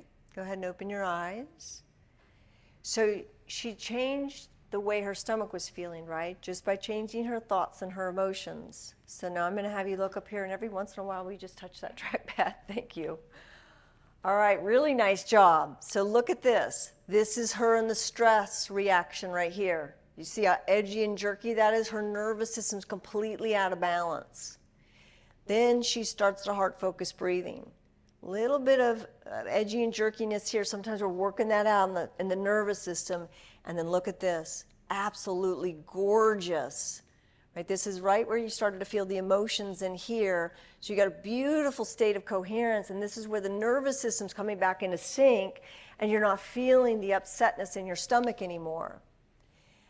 Now, here's what's interesting, you guys. Remember, a lot of this is on the subconscious. She opens her eyes. She's processing the information. She's listening right now. Her nervous system's going back to where she started, over here. With your eyes open, I'm going to invite you to take a deep inhale, deep exhale, She's bringing that, look at this, she's dropping the heart rate. This is the beats per minute over here. She's got 90 beats per minute. Look at this, she's coming right back into a state of coherence. Gorgeous, she's doing it with her eyes open.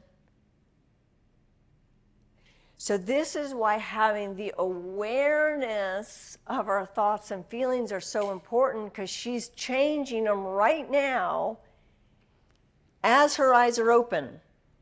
She's got a nice coherence going.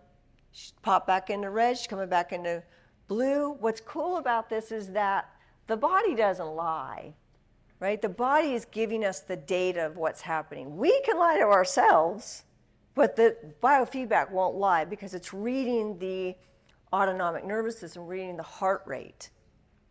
Starting to maintain it right there. Nice job. Are you feeling the shift as you're doing what you're doing? Is it hard to concentrating because you're really, it's like riding a bike, right?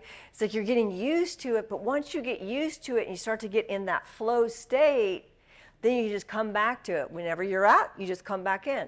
Because life is going to throw us some curveballs. It's just, Find the red, green, and blue. yes, Since I wasn't looking at it, I'm not, yeah, what each line is. yes. See the red, green, and blue over there. This one? Yeah, just on the, like, one point she was at 90, and I'm sure I was high too. What are those? Okay. This is your level of coherence. So this is the percent of the time. So since we started, she's been 59% in high, 14% in 28 in low. Red is low coherence. Now this right here is called coherence over time, and this is the graph. So she's got, this is the amount of red down here, blue and green. Now I will tell you, can you touch that trackpad one more time? Thanks. I will tell you that whenever I do these demos, we start at the easiest level. This is level 1, so it's what it's called challenge level low up here. There's 4 levels. And in these levels, when you master this level, which can take about 4 weeks to really master this level, depending on how much stress you come in with. Once you master this, we move you up to level 2. When you go to level 2, that's when you have a whole lot more awareness of what's happening in your body. Remember Rick Colleton? He said, oh my God, I was waking up in anxiety every day. He kept stopping. Every time he felt anxiety, he was able to stop it, shift and reset, go into the peace and calm. And then he started to realize the more he stopped the anxiety, he's like, oh, my body's just addicted to it, that's all. I'm going to break the addiction from the nervous system, from the subconscious. And he ended up going up to all the way up to level 4. And that's when you really are entering that flow state continuously. Does that answer your question? Yeah, very much. Okay. Awesome. You did great. Let's give her a hand. All right, Craig, do you want to come up?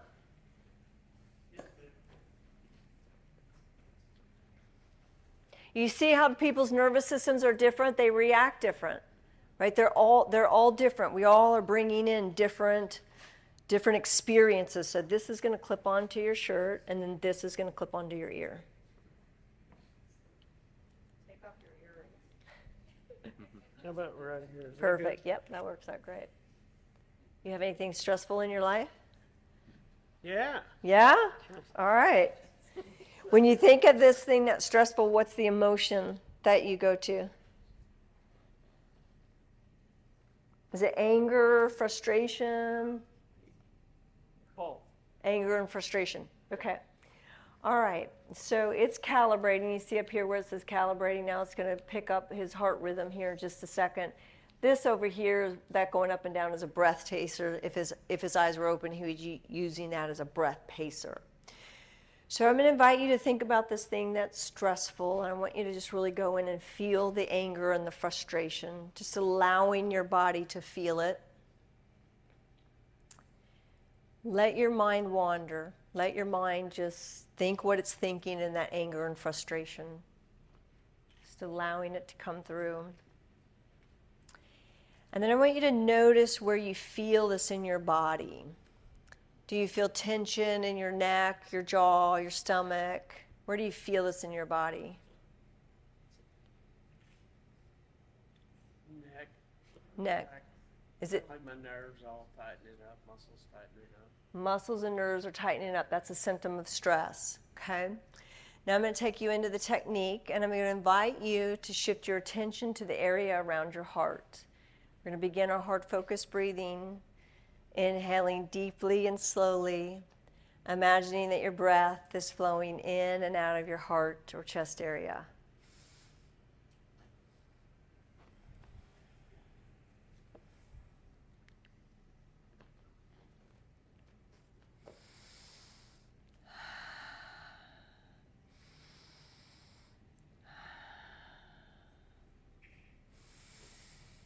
This heart-focused breathing alone will get you into a state of coherence.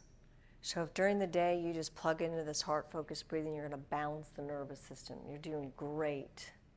Really, really amazing. Continuing that heart-focused breathing. I'm now going to invite you to access a renewing emotion, such as peace, love, or joy. The key is to feel this emotion. Don't just think about it, feel it.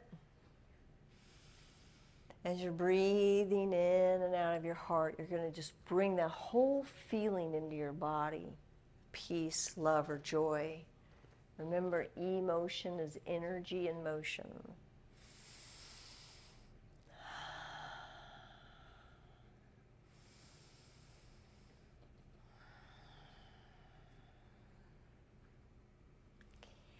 And now notice, do you feel any different in your body?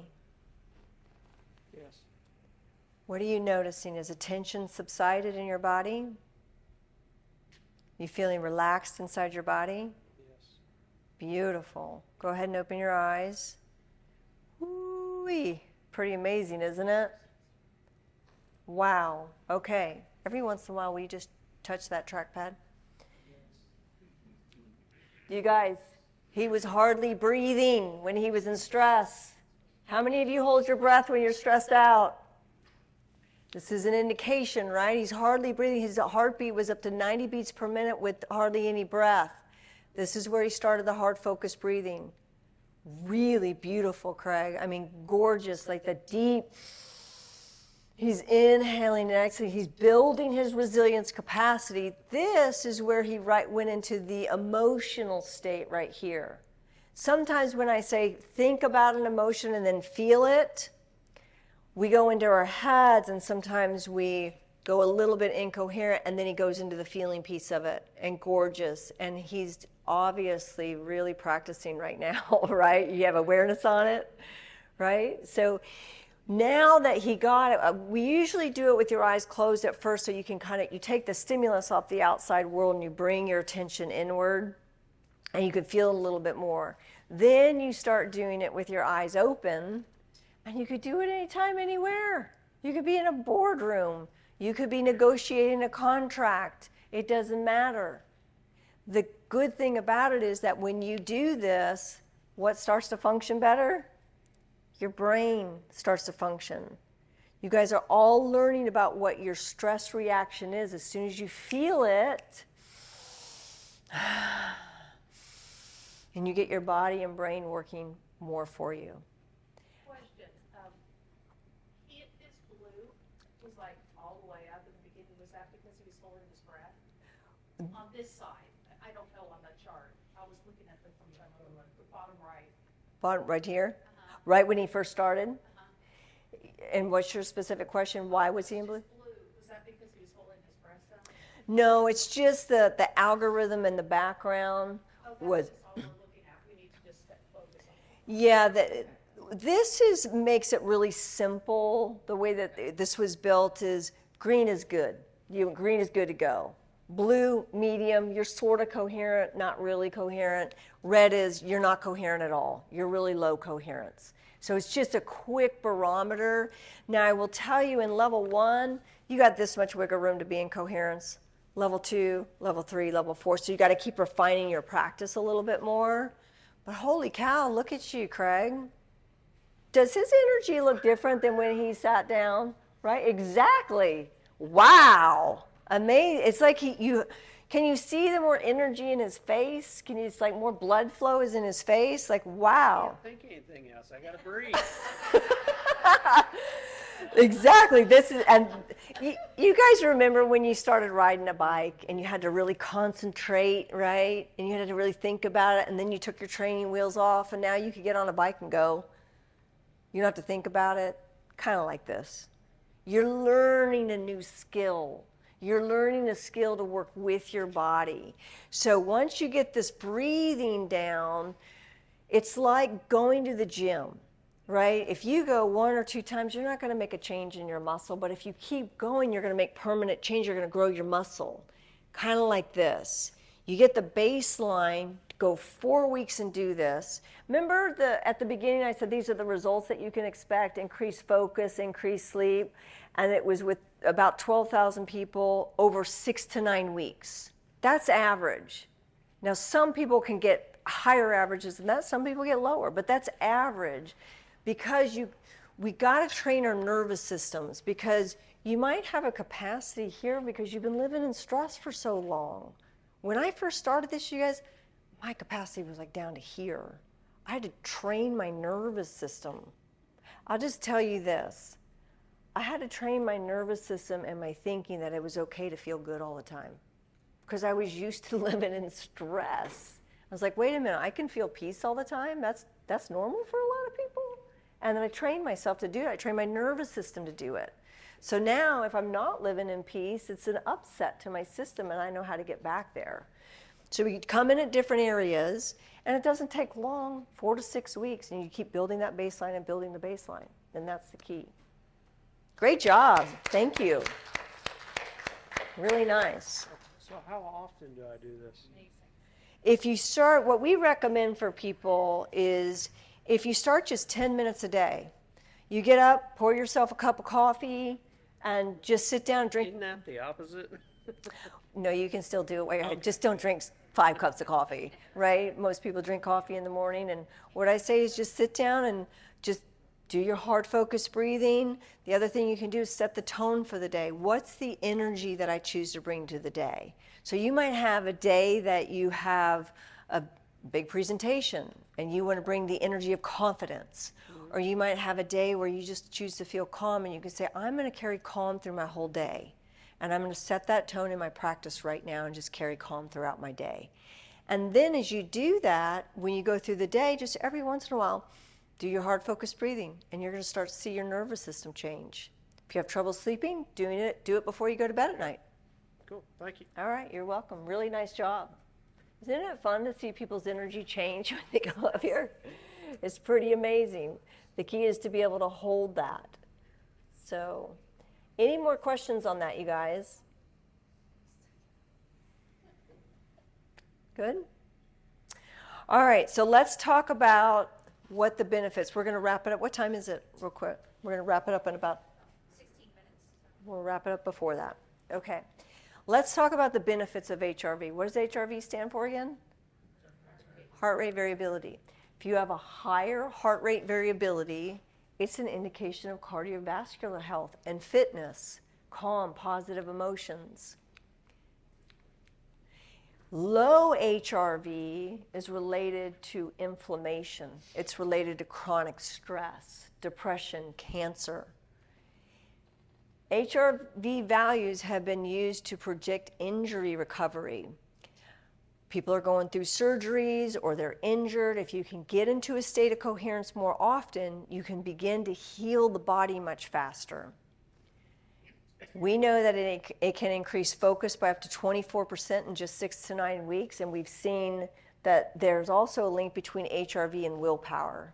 So if you know somebody that has a hard time with their willpower, like trying to stop something, if they have low HRV, there's a link there. If we can get the HRV up, you're going to gain greater willpower.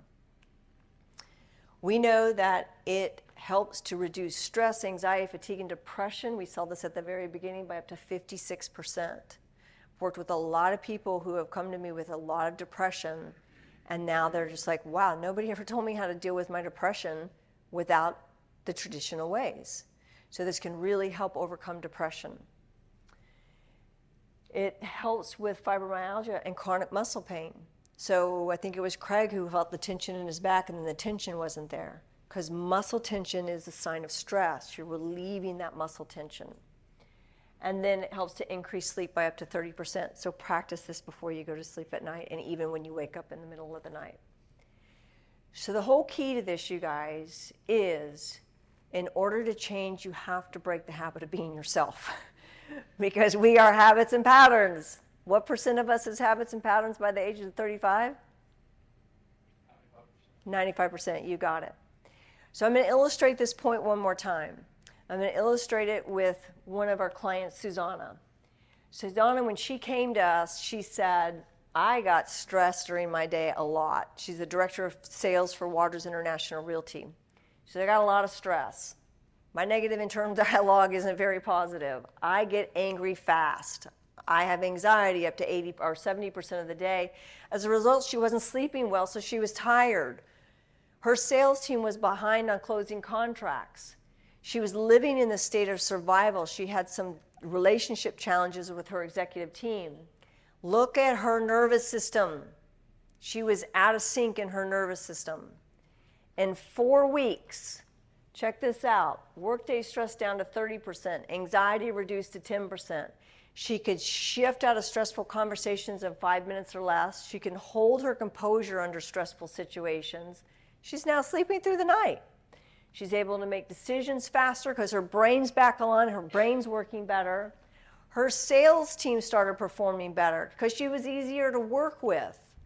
And she repaired the relationship with her executive team members.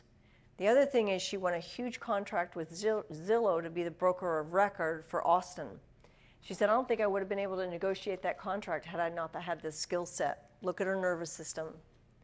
She didn't go anywhere different. She's not working with different people. She's not showing up to a different office. She changed inside. Her nervous system.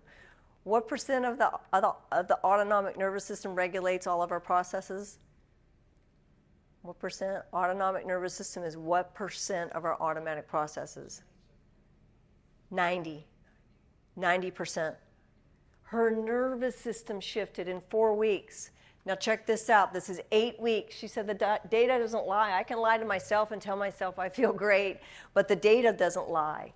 Look at her heart rhythm. She built her resilience capacity. Look at these side by side. This is 8 weeks. That's all it takes is 8 weeks. Susanna did this about 2 years ago. She's still able to maintain this level of coherence. Remember, it's like building muscle. She got the foundation, and she just maintains it. And that's the key. She was living out of sync, and now she's living in sync. So I have a question for you guys. Would you rather be leading your teams and living your life from this state or this state right here? Top or bottom? You got it, the one to the right. So think about it. Next time you need to make a decision, I'm going to invite all of you. If you are making a big decision, because I know as executives we make decisions all day long, right? We can get decision fatigue. If you have a high stakes decision that you're making, get coherent first. Because I promise you when you do, those decisions could be very different than if you were making a decision from a place of stress, overwhelm, or burnout. So I'm going to also share some really cool science. This is actually based on the dinner conversation that we had last night. And I decided to throw these slides in based on what somebody asked me. So somebody asked me at dinner last night, well, what happens if I'm coherent, but I'm around people that aren't? And there's energy vampires. So anybody have an energy vampire in their life, right? People that kind of suck the energy out of you. So I'm going to share some science with you based on this state of coherence and how this can affect others. You guys have your vibrational map, and you kind of see how your vibration affects others. Now let's look at this from another scientific standpoint. Research has confirmed that when a heart is in a state of coherence, there is an electrical magnetical signal that's sent out into the field. By the way, there's a great book called The Field by Lynn McTaggart. It's a fantastic book, and she proves that we live in a field, this field of energy. Every time your heart beats, it produces a signal, and that signal is put out into the field. So the thing that I want you guys to look at is if you were to hold your hands out like this, your field, which is called the torus field, is about 8 feet around you. Everybody has a torus field. Our torus fields are interacting right now, right? So if somebody walked through that door and they were really angry, would you be able to feel them? They didn't say a word, but you'd be able to feel them, right? Because they have the field that's coming through. It's their energy. And so this field that we're in affects other people around us. So with this one right here, let's say you're the yellow. You're feeling calm and confident and happy, and you encounter somebody that's the blue, and they're angry and they have a lot of fear. And you guys come together.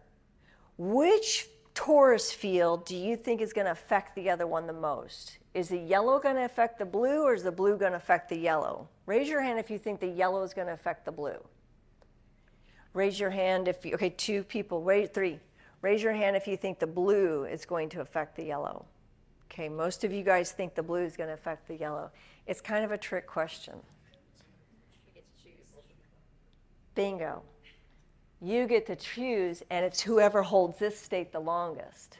So if you're yellow and you encounter that person, and you let that person get to you, then you're not going to be able to hold that level of composure anymore.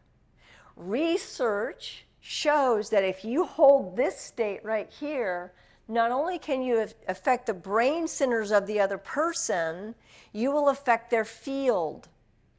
So as a manager, a leader, a CEO, I want you guys to think about, what's the personal field that I'm walking around in? You can ask yourself that right now. What's my personal field? What's the energy of my personal torus field? Is it calm? Is it peace? Is it frustration? You have a choice in every moment. It's exactly what you said. You have a choice in every moment of how you think and how you feel.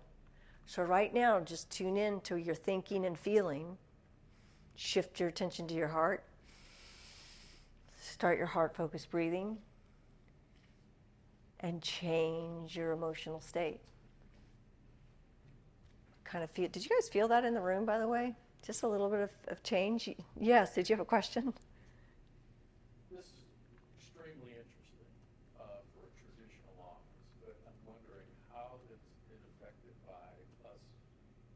So many of us work in a virtual world. Mm-hmm. We're not near people. We're not within 8 feet. Mm-hmm. Just wondering how this plays against the virtual connections that we have. Great question. How does it play against the virtual connections? Because a lot of us work from home. Do you guys have Zoom calls or Teams? It works on Zoom too.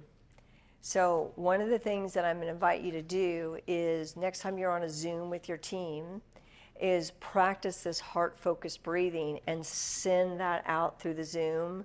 It's pretty amazing. We've done a lot of research on it within our organization and with our clients, and we will have meetings where we'll have everybody get coherent together in a meeting, and you can feel it even though you're on a Zoom. So play with it when you're on a Zoom.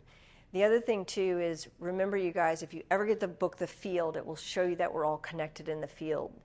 Even though you don't work in the same office, the thoughts that you have about another person, whether they're negative or positive, affects the relationship you have with them when you're interacting with them, even when you're not, because you have a certain thought about them. So the way that we think about a person will affect the experience we have on the interaction with that person. Great question. Any other questions about this? Yes? Quick comment, Judith.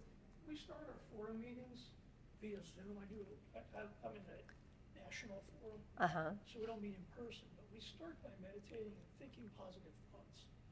So it kind of sets the tone for meetings. So I think what you said, there's just amazing.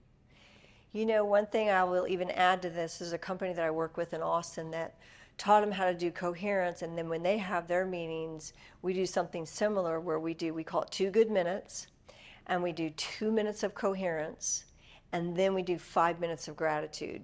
And then anybody can share gratitude, like they'll say, hey, Bill, I just want to say thank you for staying late and helping me finish that proposal. And then somebody else, and it's just kind of round robin if they want to share. Very similar to what you're doing, but When you start with that coherence or start with the gratitude or appreciation, it just lifts the whole energy of the team.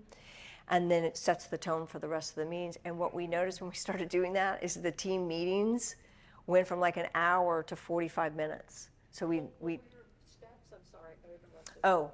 we did 2 minutes, that we called it 2 good minutes, where everybody would just sit. They didn't have to have the biofeedback devices on. They would just sit and we would just close our eyes and we would just do a heart focused breathing. And in that heart focused breathing, then we would say towards the end, on your next exhale, send this feeling to everybody. On your next inhale, receive it back. And when you consciously send it out and receive it back, we notice that people would have even a greater uplift in their energy. Then when we open our eyes, we say, okay, 5 minutes of gratitude. If anybody wants to share something that they're grateful for, let's just share gratitude for something that they did in the office. And it could be something simple, like I was in the lunchroom the other day and Sally had a piece of chocolate cake and gave me half of it. It was really good. Thank you for Sally for that chocolate cake. Anything that just shows appreciation and gratitude for somebody else in the office. And it really made a big difference in our office. Yeah. I'll share with Lisa, you and I were before me, so when we sit there and we just think about each other, because most forums are pretty tight, and you just think about all the great things that those people have done for you, and the things that you appreciate them for.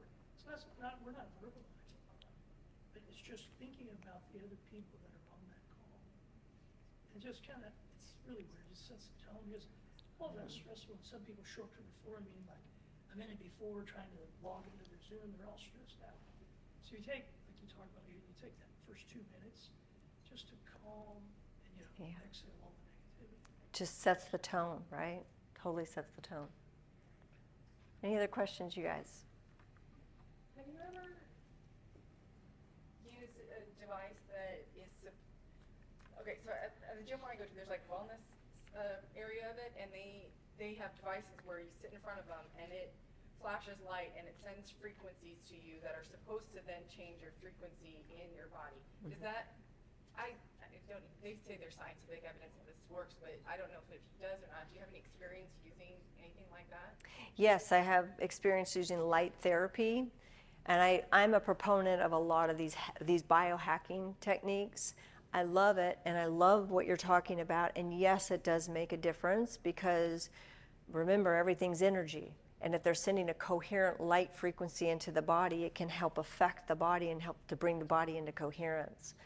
What I do recommend, though, and I love those, is I like this because I'm always in control. I don't have to go to a wellness center. I don't have to go get light therapy. I can biohack my own physiology. I don't need anything. All I need is my breath, my attention here, and an emotion. And I can bring my body back into that state of homeostasis and balance. Now, when I do that, do I add other things onto that? Absolutely. So what you can do is while you're getting that light therapy, also get coherent. Imagine that coherent light going into you and receiving it in a state of coherence, and then you can even set the tone of my body's healed, my body's perfectly healed, and start to speak what your outcome is of that light therapy. Because thoughts and emotions are the key. If everything's energy, you're manipulating the energy by the way you think and feel. Consciousness has a big piece of that.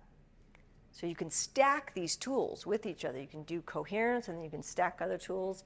There's another great app out there. It's called the Think Up app. Anybody ever hear of the Think Up app? The Think Up app, what I love about it is you can record your own voice saying affirmations of things that you want to create or how you want to shift. And so what we'll do is we'll invite people to get coherent, use the Think Up app with their own voice, and there's binaural beats, so it'll sync the brain waves. So you sync the brain waves, you get into a state of coherence, you're listening to your own voice, and now you're deep in the subconscious. And that's how to start to change the way your brain works and how the body works. So you can stack these different technologies to change the internal states of the body. Yeah. Top book recommendations on the subject? Breaking the Habit of Being Yourself by Dr. Joe Dispenza. Breaking the Habit of Being Yourself? Mm-hmm. Joe does a lot with EM, Oh, yeah. Dr. Dispenza. Yeah. So breaking the habit of being yourself, which is actually the next slide. In order to change, we have to break the habit of being ourselves. The next book I would recommend is Becoming Supernatural. So that's also by Dr. Joe Dispenza. When you break the habit of being yourself and you can move from the state of living in stress all the time and move to the state of being in coherence all the time, that's what that book is. Then the next book is Becoming Supernatural. When you're living in a state of coherence, he literally teaches you how to become supernatural using the energies of the quantum field and the regular field. And that's the key, when you can tap into the quantum field, because it's all energy. And that book does a marvelous job of explaining the quantum field and how to tap into it, fifth dimensional versus third dimensional. The other one is Power versus Force by David Hawkins, Dr. David Hawkins. That's a really great book. He has an emotional guidance scale in there, and he talks about the power of emotions. So those are some books that I recommend right off the bat. Okay. All right, you guys. So let's just go through this real quick, a real quick recap. This is Stress Less, Achieve More. This is your blueprint. Number 1, manage your energy and not your time. Why are we managing energy and not time? Time's finite. Energy is always changing. Okay? Reframe your mindset. What are we reframing the mindset to? Stress can help you. And then self-regulation with HRV biofeedback. So how many of you guys feel like this right now? Like, oh my God, that was a lot of information. How am I going to remember that? Anybody want some more information on this or want to continue the conversation? Okay, I'm going to invite you to scan that QR code. You can download the PowerPoint information and then fill out the form in there. If you want information for yourself, you can fill out information for just say, I want more information for me or my team or what have you. You're going to get an automated email immediately into your inbox. You're going to get the PowerPoint slides. Now, something that I do offer when I do these EO events or speaking events is I offer a complimentary session if you guys want to take what you learned today and you want to take it to the next level. If you would like to have a complimentary session, it's about 45 minutes. Once you hit the submit button on there, it's going to take you to another screen, and it'll say book your complimentary session. If you want one of those sessions, just hit yes, and then just pick a time on my calendar. And then once you pick a time on my calendar, it's going to take you to an application. It'll take you about 5 or 6 minutes to fill out that application. It is complimentary for these events, so if you're interested in that, I would jump on that and take advantage of it. And then also, if we're not connected on LinkedIn, please connect with me. I post on LinkedIn tips and tools all the time on LinkedIn, so I invite you guys to connect with me on LinkedIn and we can stay connected together. All right, thank you. Thank you so much. Thanks, you guys.